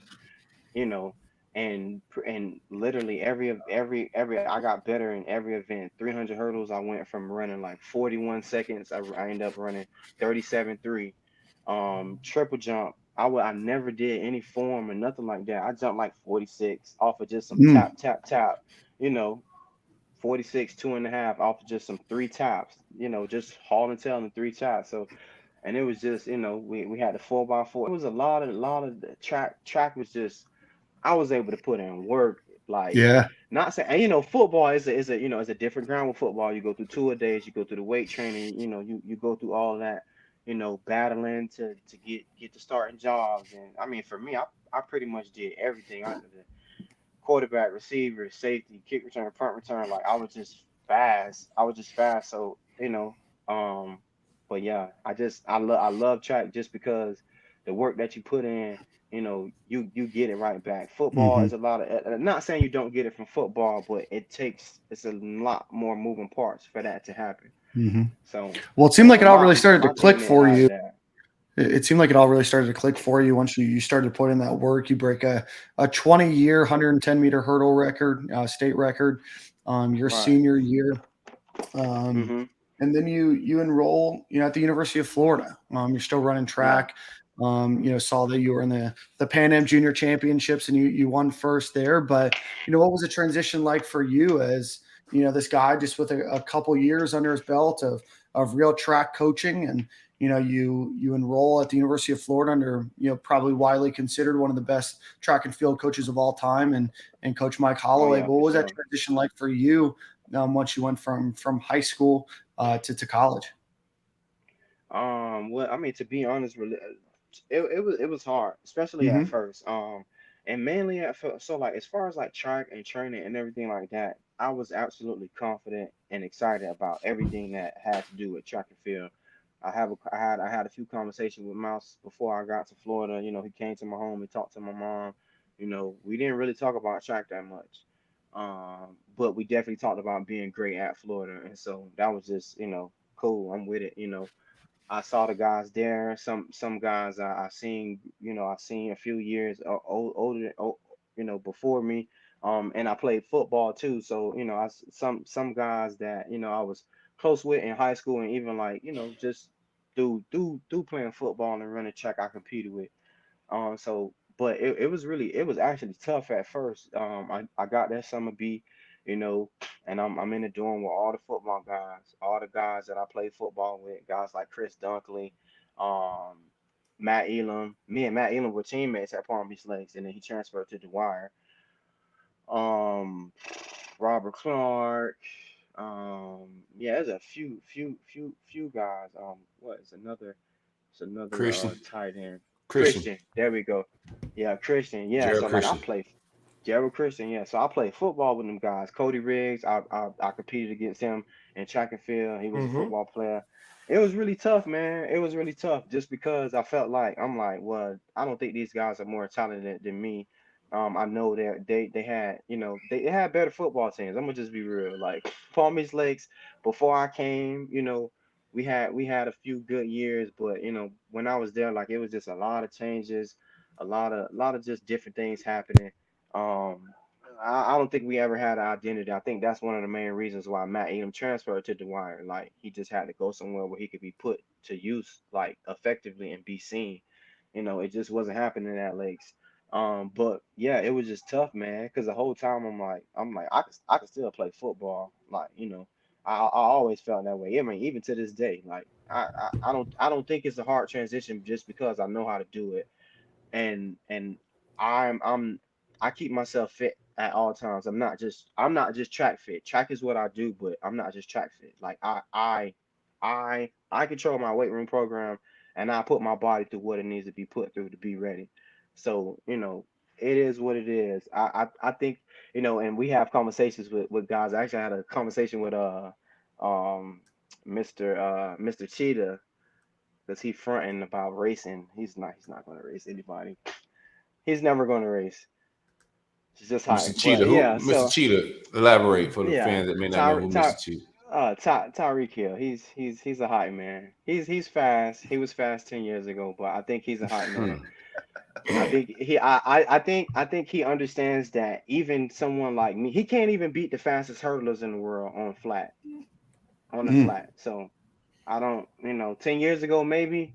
Now I understand how you train. I understand that you don't train the way we train, and you can't possibly think that you can do something part-time and be better than somebody who does it full-time. It's just not. Well, I got someone for you. His name's Harlem Knowles. He's not in your age group. He's not in your age group yet, but Corey has been training. They've been in sand pits. For sure, man. Yeah. He ain't ready yet, man. He just man. Not yet. Oh man. He pressing the gas full throttle out the 400, man. He ain't ready yet, bro. So when He got a race plan. Corey goes. He thinks he's Michael Johnson, just running out there, running out the blocks. And he came out. Well, I was like, well, I don't know. I might got something. And then the last 100 meter came, man. He still finished third. He did all right. Okay, no, you definitely can't coach passion. I think that was like, and that was the biggest thing for me. Like, I'm gonna just be real. My first few races, I was getting dusted, but something just told me like I'm better than these guys. Like, I think I'm better. It's more than just running. Speaking on like the nuances of track, like the strategizing of the different races and you're asking me to speak on like to speak on like the strategizing the mental side of track.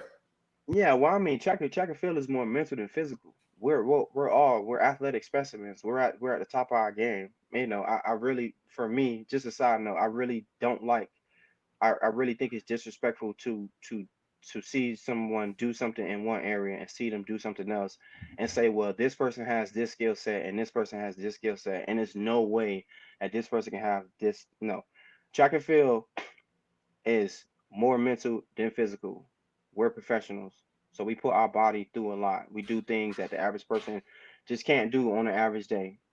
That's just what it is. And so, but when it comes to the mental part of it, you got to think everybody is as athletic. You have a few outliers, but it's literally, you literally have to take something that is very explosive, aggressive, and like in a relentless motion, and you have to do it with precision. That takes you to you have to slow it down. Like, you have to slow it down. And some of my fastest races, it was slow in my head. You know what I'm saying? Like, even when we train mechanics, all this that you're not winning races like that. Control. You see Bolt, you see these guys at the top of their game. And so, like, and it's ways to do that. It's ways to do that mentally.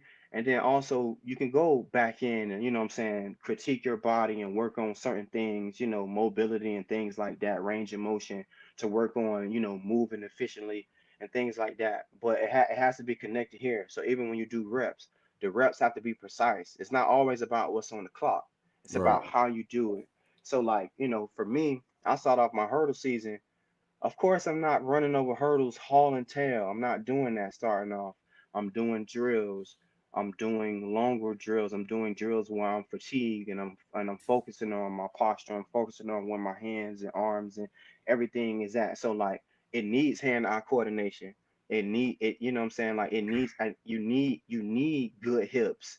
And now for the 100, you need something a little bit different. But for my event, you need a lot of things. You need balance.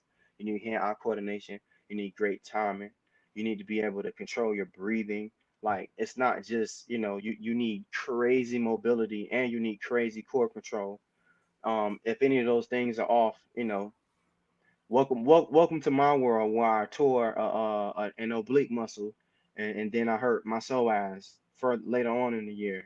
And so it takes a lot. It takes a lot. It's more mental than anything. Even in your preparation and recovery, you see the workout, you're thinking, and you have to think about it in a positive way. So if you're looking at a workout, let's say it's 3 times 120. I'm a hurdler, so I'm not doing 3 times 120 all the time.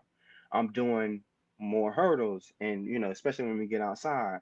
But I could kill me at 3 times 120, but when I see it on the paper, okay, now we gotta get back into sprint mode. We gotta, like, so it's a not saying it's a different aggression, but like, I'm using my energy in a different way. I'm still fit enough to run 13 low, but I'm also still fit enough to run 10 low and run 20 point. So, it's even in my long runs, I have to, you have to really like think about it. It's not just people that's fast just going out there running. It's done with precision. What Every helps you rep stay has to be with, focused? man. Honestly, man, when I'm out there, being out there just helps me stay focused. To be honest, when I'm there, I'm like locked. I'm just locked in. Um, I Is mean, that just outside of is that, that just obviously, love, passion? Because I mean, like it's out there. You're out there hot. That track gets hot. Like there's some long yeah. days. Oh yeah. Oh yeah. But I mean, at the end of the day, I'm not. I'm not where I want to be. I think I could do much better than where I'm at right now. So, if anything, that keeps me focused. Like I want to be there. I want to be there. I'm not done. I got to put a few more. You know, it's this little joke that we got in the camp, but we always say like, man, I got to get my times down. But yeah, I'm trying to get my times down. I think I got much more on the clock. And just being realistic. When I graduated, I left from training under Mouse. I went what I heard a coach at the time, and I had some good years. I ended up making the world final at Portland. you Mm-hmm. know I end up I made the Rio Olympics, and actually 16 was probably one of my most consistent years. But going back to the mental part, as far as like my preparation, there was like things that I wasn't doing, what I'm saying, right, as far as taking care of my body and Right. understanding my body more. Just being real, I ran 750, I ran 13, and I was on those 4x1s. I'm gonna just be honest with y'all, man. I was just running. It would be times when Mouse would try to talk to me about technique and things like that, but it always got to the point where I just would just say F it and just run. Like that was just my mechanism. Now, me as a professional, that's not going to work. Yes, the passion. You need that same passion. You need that same aggression. You need that same relentlessness. You need that. You need that serenity between being, all out, but also being in your zone. You need that. You need that. But like the preparation is much more detailed. Talking about the preparation, because as a professional, you're training more. I mean, practice is going to be more intense, and those reps are going to have to count. It's not like college where you can like race yourself into shape. So it was a lot of things that I had to learn, and it honestly took me a long time, just because I had a different idea, and like I said, I had a different coach for a while. So like the ideas just wasn't, that just wasn't the pro what we were doing. It just wasn't working for me anymore. So 18, I came back. I had a few more years, made a semifinal in 17, and I think 18 semifinals of what, London, and then ran a few regional meets, got bronze at NatCat, things like that. I had a lot of promising moments, but like the preparation was a bit off. And since being back with Mouse, like I'm figuring that out. Like Hmm. I'm a much better hurdler, I'm a much better sprinter, but it took more mental strength than physical strength.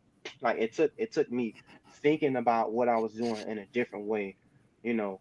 Um, it took more of that than just me, oh, let me just lift more Mhm. weights, let me just try to run harder. It took way more mental strength and just growth for me to be able to understand my body, Mhm. and what I'm saying, use my body to get this hurdling done.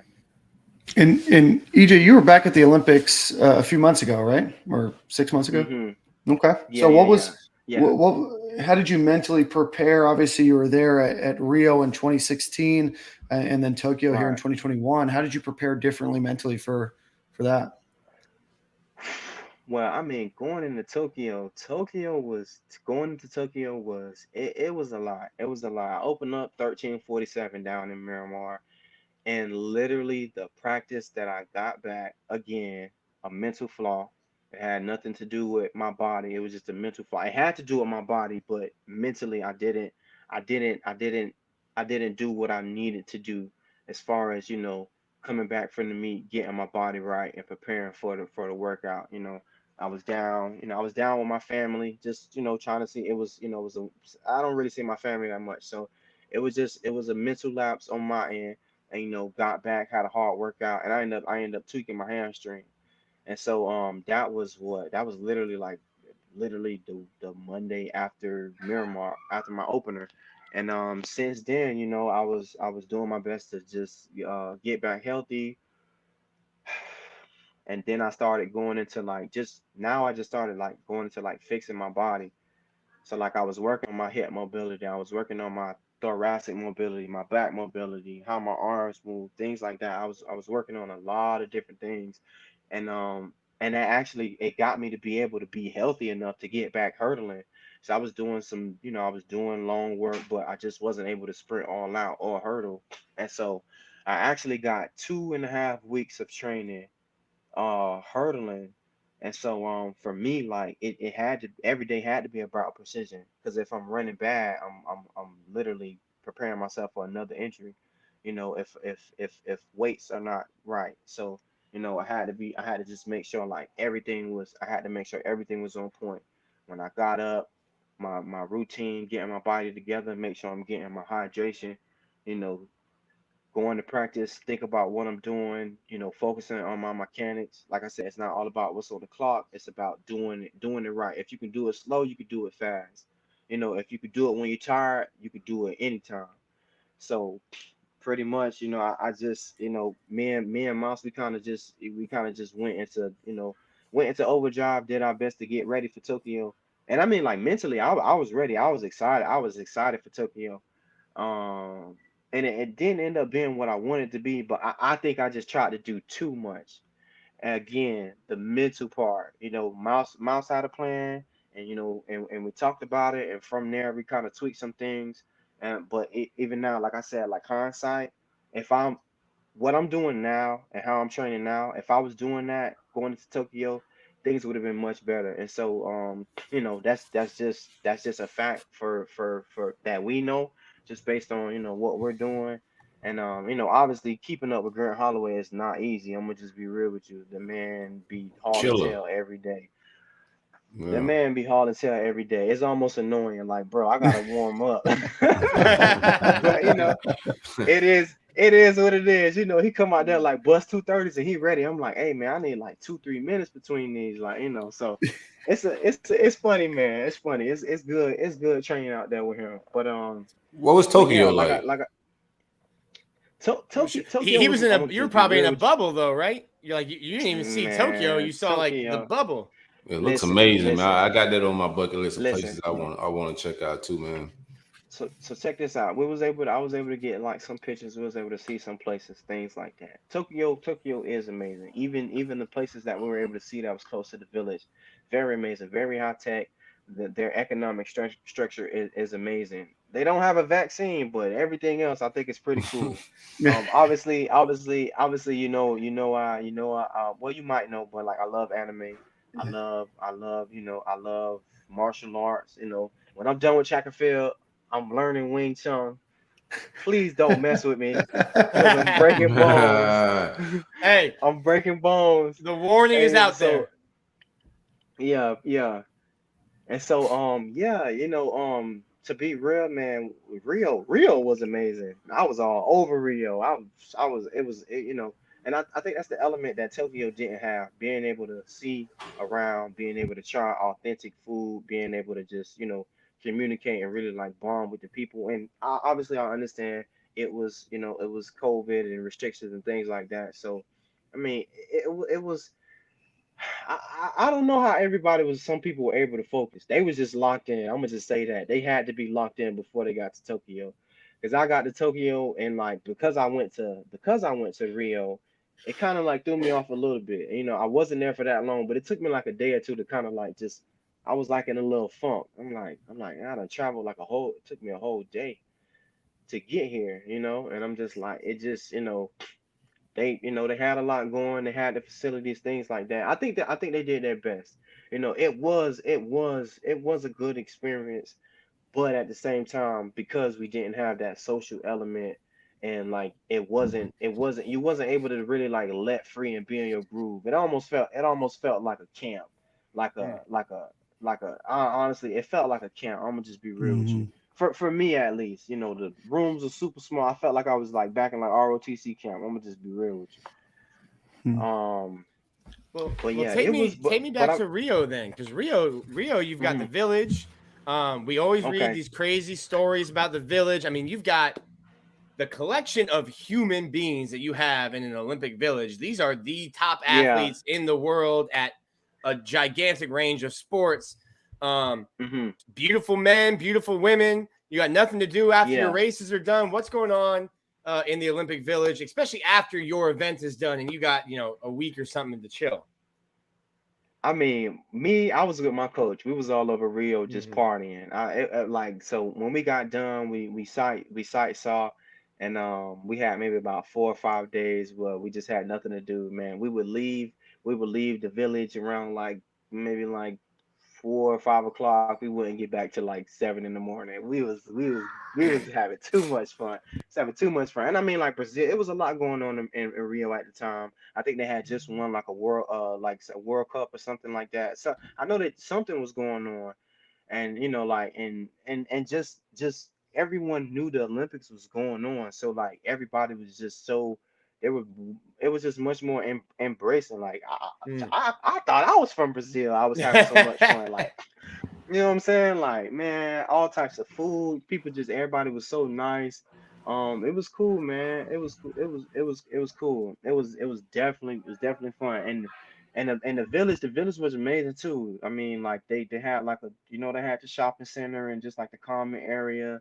But it was still like, they had tennis courts, and these are the things that Tokyo was missing: tennis courts, basketball courts, pools. Like it really felt like Rio almost felt like a resort, like the way, like the way they had it set up. And yeah, like it was some like y'all Olympians, man. Y'all should have the finest of finest things, man. Right. It was cool, man. It was really cool. Rio was amazing. The setup I think was great. They had like good entertainment for the athletes. It was enough to keep us busy, but enough for us to be focused at the same time. That was something that I feel like Tokyo was definitely missing. It wasn't any recreation outside in Tokyo. Everything was kind of like inside, so you had to like walk, like we're already tired. We're jumping and sprinting and lifting. Like I can't walk half a mile just to go to the common area. That's not really it. So like it was Tokyo. Tokyo was much different. But like I said, like Rio was amazing. I went to shopping centers, went to food courts. I was all in the town. I went to some beaches. Like it was really good. I went and saw the Christ statue. I went and climbed up the mountain. Like it was amazing, man. And just being able to see like, all those athletes just in one area. I'm pretty sure I saw not Federer, but another. I mean, I seen people that I probably wouldn't never see if I wasn't an athlete. I'm gonna just be real with you. Anyone get you starstruck? No, not really. I'm not, I respect, for me, it's anybody, any athlete, whether they're of higher caliber or just more famous, like it's more like respect for me. I think it's just an honor, kind of like just, to be in that same arena with them it's just a special place to be. I wasn't starstruck, but I will say one time I was starstruck, but it wasn't at Rio. It was the first time I had met Bolt. First time I actually like spoke to Bolt, and it was in Moscow, 2013. And I know he's Jamaican, and now mind you, I'm from the Caribbean too. And so like when I know it's certain parts of that, especially like when I'm getting ready or I'm in my mode, like certain times when it's like just don't talk to me, don't bother me. I'm like, what I'm saying, I'm trying to get in my groove. And you know, in my mind, me thinking of his caliber, I thought that he was gonna be like more like that. Some people could be like, when they in their mode, they could be really like, gritty.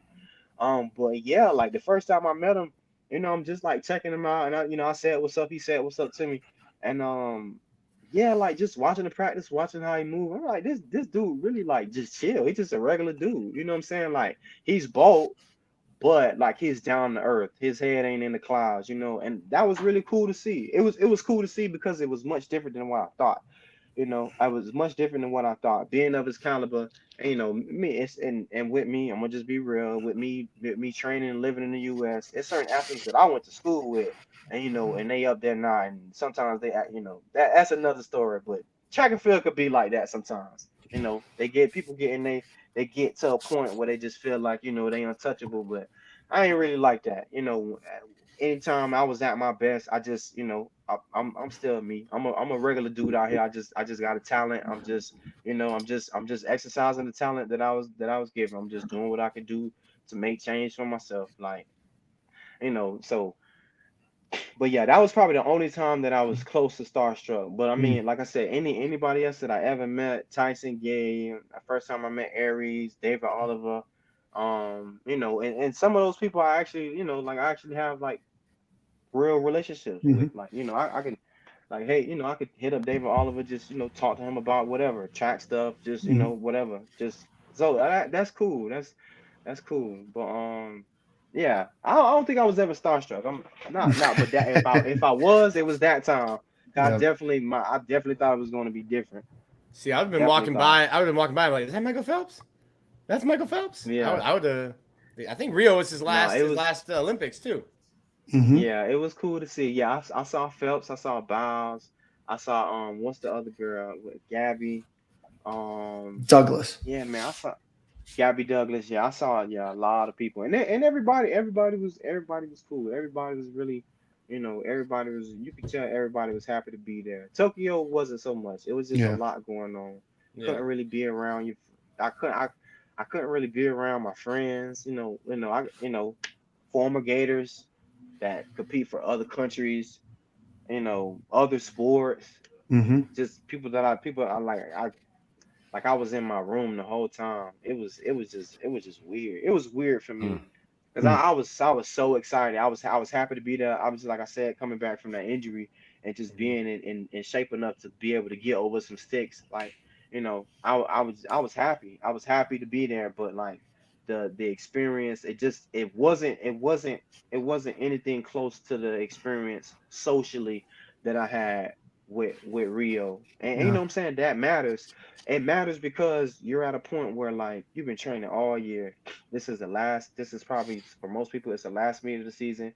Most people are so I'm gonna just be real. Most people are happy to be there, but people like me, like I want to go there and I want to be able to do something. So it's a lot of mental pressure, and mental pressure turns into to body pressure. So it's a fine balance that you gotta find. And some people are in some people, just being real, some people that went into Tokyo already locked in. They knew what they had to do. They were on a mission. For me, it was a little bit different. I was finding my groove, but it just ain't happened for me with the timing. But yeah, amazing feats by a lot of different people. And hats off to them, because just for me, it was very uncomfortable. I mean, I couldn't even sleep. I mean, like I'm not big, but I'm very long. I have wide shoulders, like I got long arms. The beds was like smaller than a twin bed. Like, dude, like sometimes I literally, a few nights I slept on the floor, man, because the bed was just too small. Like I was sleeping like a mummy, man. Like the bed, like I literally had to sleep like this. Because if I put my arms down, like one arm would be on the wall and then the other arm would be like off the bed. It just wasn't it for me. Yeah. It wasn't it for me. Some people was able to do it, and like I said, hats off to them. Like they was locked in.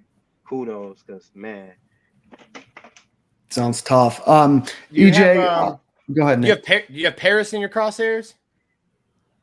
Oh yeah. We going to Paris. No, we going to Paris. We going to Paris. We making Paris happen for sure. I love it. For sure. Well, you sure? Yeah. he's pretty sure. Eddie seems to be on the fence about the next Olympic Games. We'll see if he can do it or not. You'll have to break the news if you want to go next Olympics. Hey, nah, I'm just staying humble. I'm super ready. We preparing for Paris right now. I know we got Eugene and everything else, but we getting ready for Paris right now.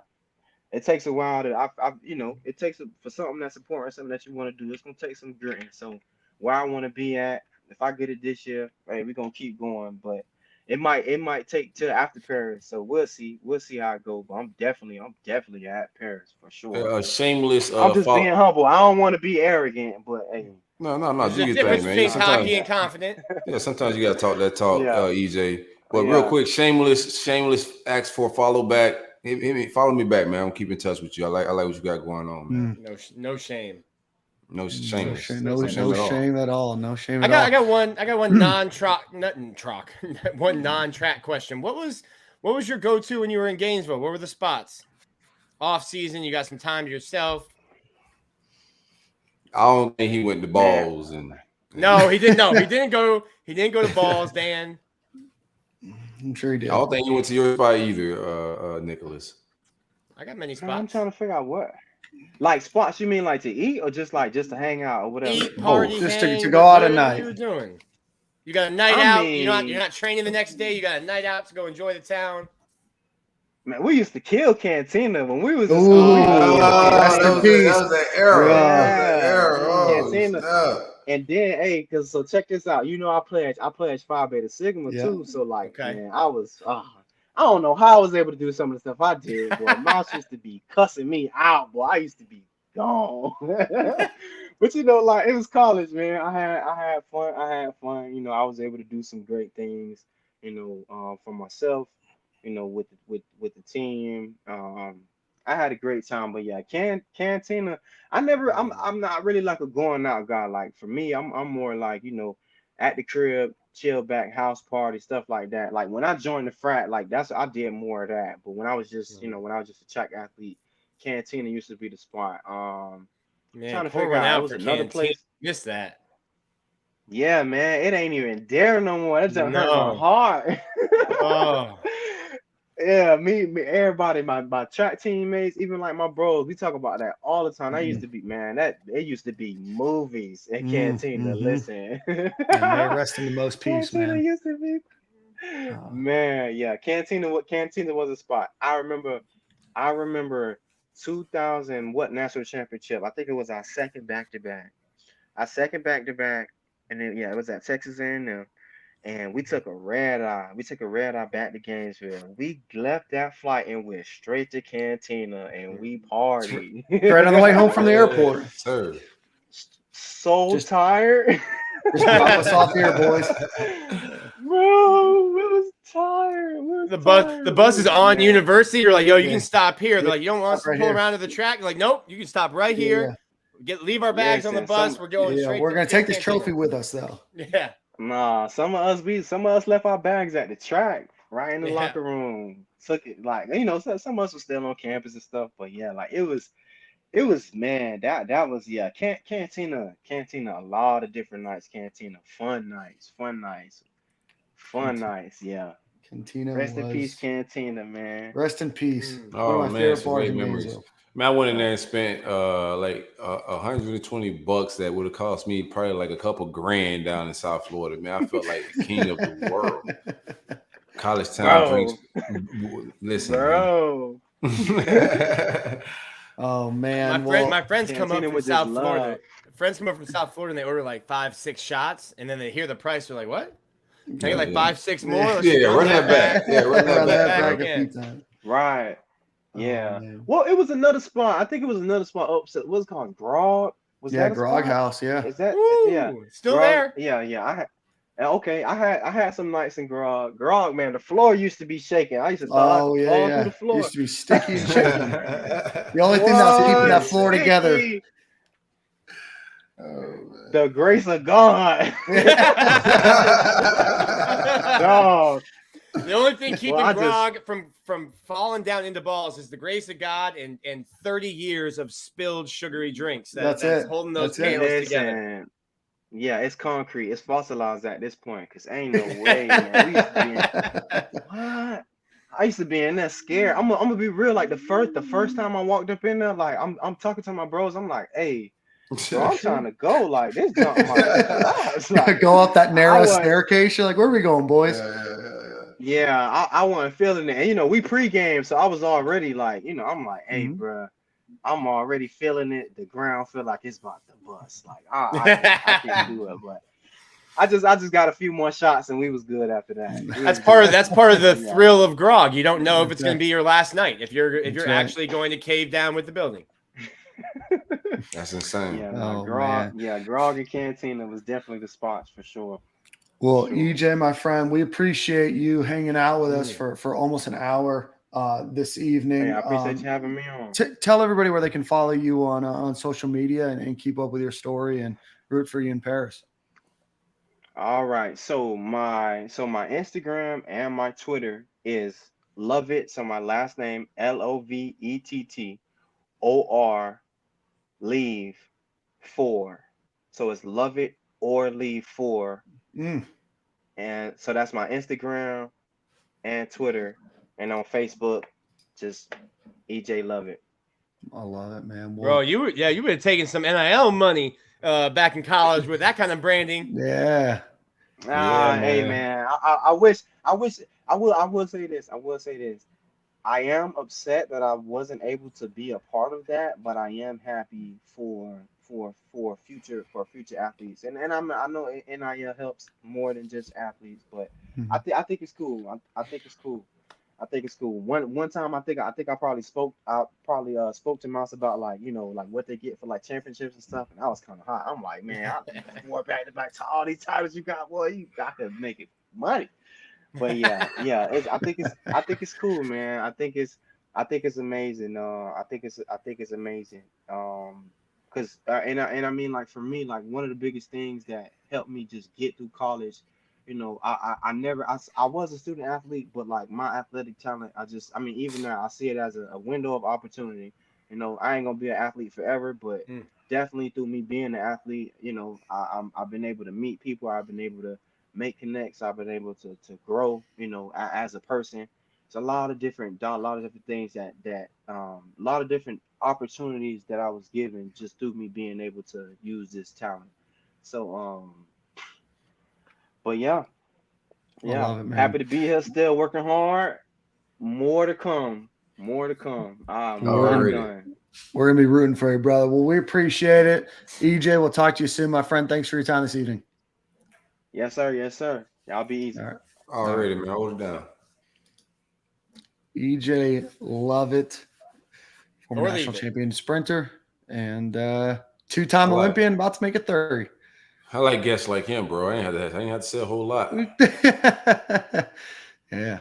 Ask him one question. No, he was great. I like it. Really cool story. Yeah. Really cool story. Well, we're almost at 2 hours today. So let's get a few more things out of the way. Congratulations to women's gymnastics for winning the SEC tournament. So they won the regular season SEC tournament and the SEC or regular SEC crown and then the SEC tournament crown. Women's basketball, unfortunately, did suffer a loss to UCF in the first round of their tournament, but they do have a bright future ahead.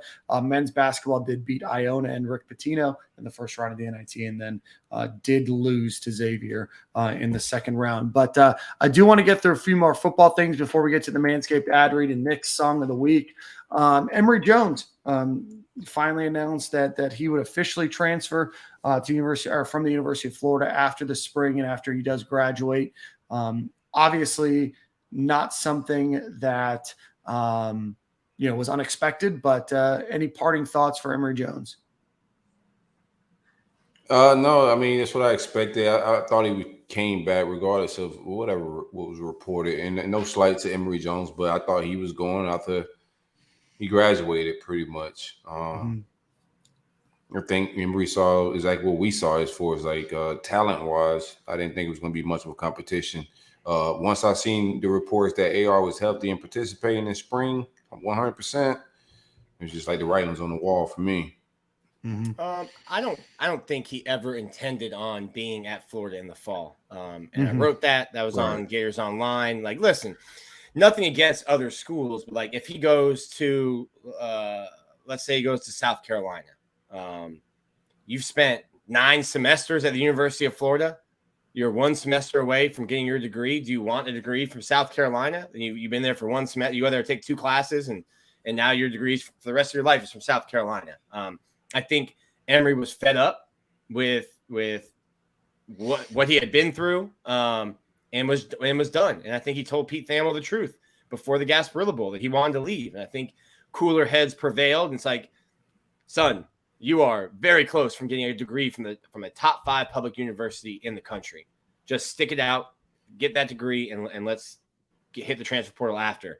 I think staying as long as he did ensures that those classes are paid for, and good for him. You're on scholarship, use that scholarship, get your degree. And I don't think there was ever really a chance that Emory Jones would have been on Billy Napier's roster in the fall. So great young man. He's been through a lot, heard a lot of crap. But he's always been good to us, and best of luck to him wherever he ends up. Yeah, no doubt. I mean, right out the bat, he was taking the second team snaps, right? Mm-hmm. They kind of, the way they run practice, you're kind of, obviously we're kicked out of there before 11-on-11 starts. But he saw something, Nicholas. I don't think he just woke up and just like, yeah, this just ain't it. Today is today. I'm just done. He saw something in practice. Was like, yeah, let me start wasting my time and study on school a little bit. I think that was the whole mindset. I think he stayed long enough to ensure that those classes were paid for, and the degree was going to be, the degree was going to be secured. I don't think it was in his mind, oh, I'm second string already. I think his mind was already made up before snaps were even took. Yeah, I just don't know why he would go out. And it's not, I mean, if I do have a criticism, which is not a big criticism, but I don't know why he would say he was like buying in and, like that's the only thing that threw me off, and then turn right back around. To even say like with Napier bringing him back, I just think I didn't get that whole part of it. Outside of that, I mean, that's just what we all kind of expected. Yep. So not unexpected. Certainly, we will see over the next couple of days and couple of weeks where he may transfer to. I know there's some Power 5 schools that have followed him on Twitter, and I would imagine that we'll start to see some. Who followed him then? Arizona State was one of them. I just saw somebody else post another some schools that had followed him. So it'll be interesting to see where he does end up.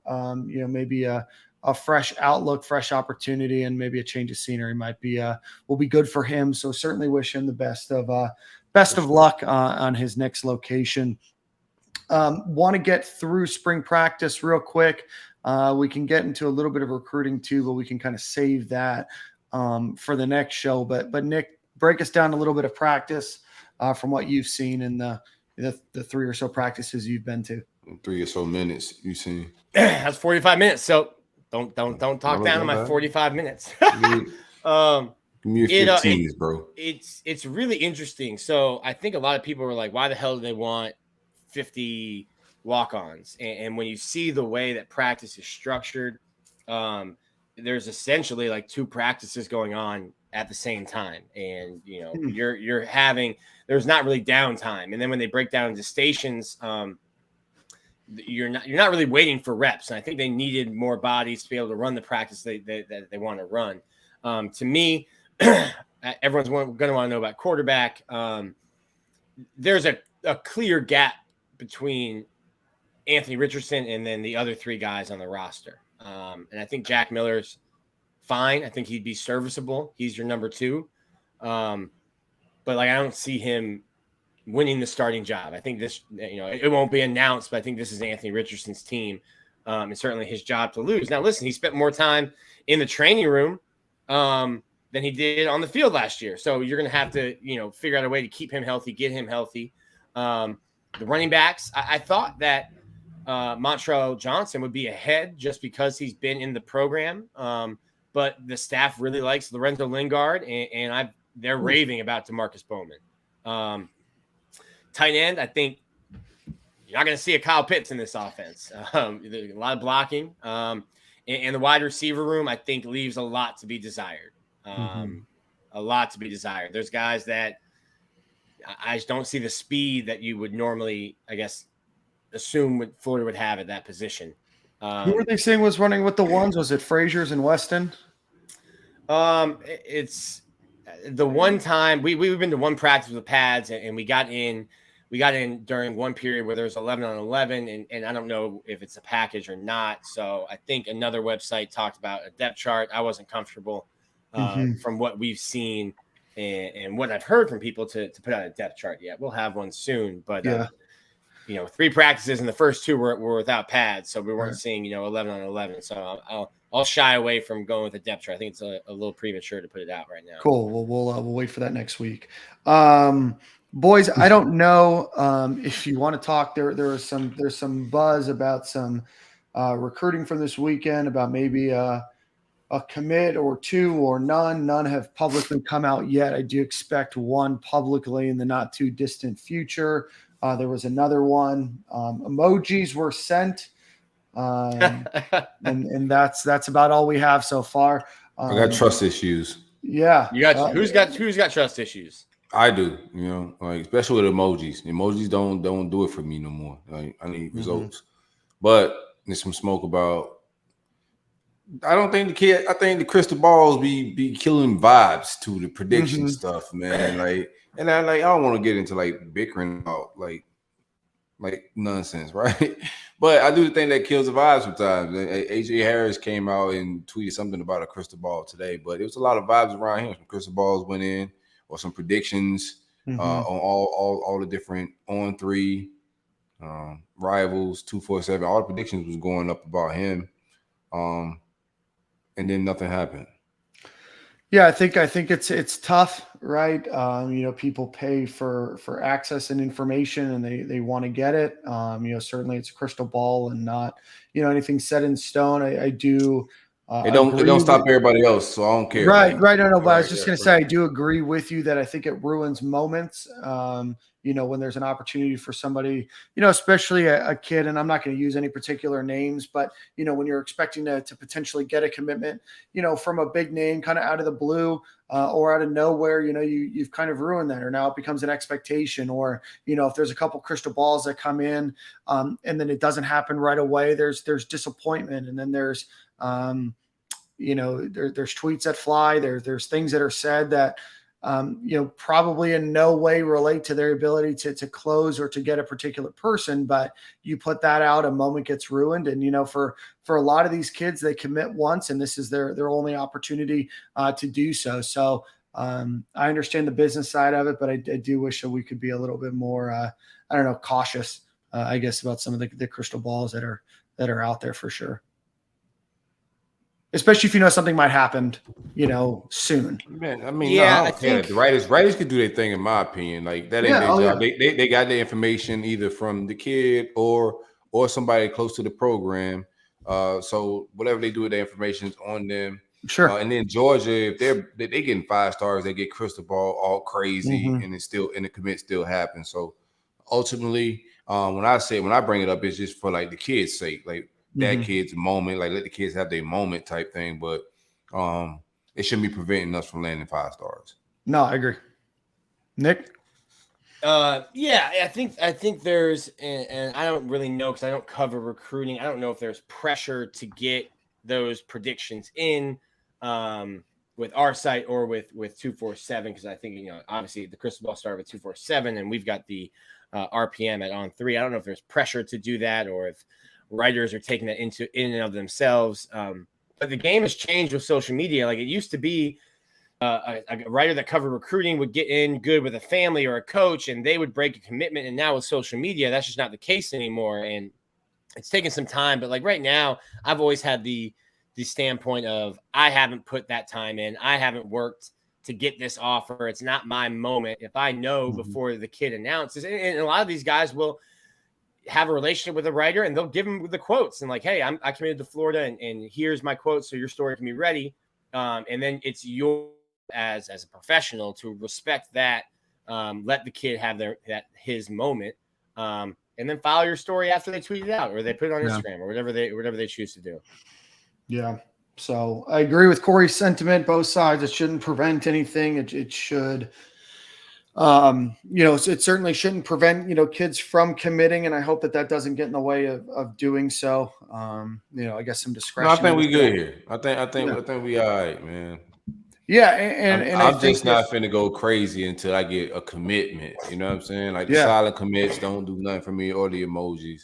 When the commit actually goes down, then now you know what I'm saying, I got some videos and some trolls to let fly. But until then, Silk's just wait in the wings. I wait until the end. I wait until the sitting in the grassy knolls. Look at that. There's your NLI, the grassy knolls. I like that pun. That's why I get paid the big bucks. I may use grassy knolls again in the Manscaped ad read.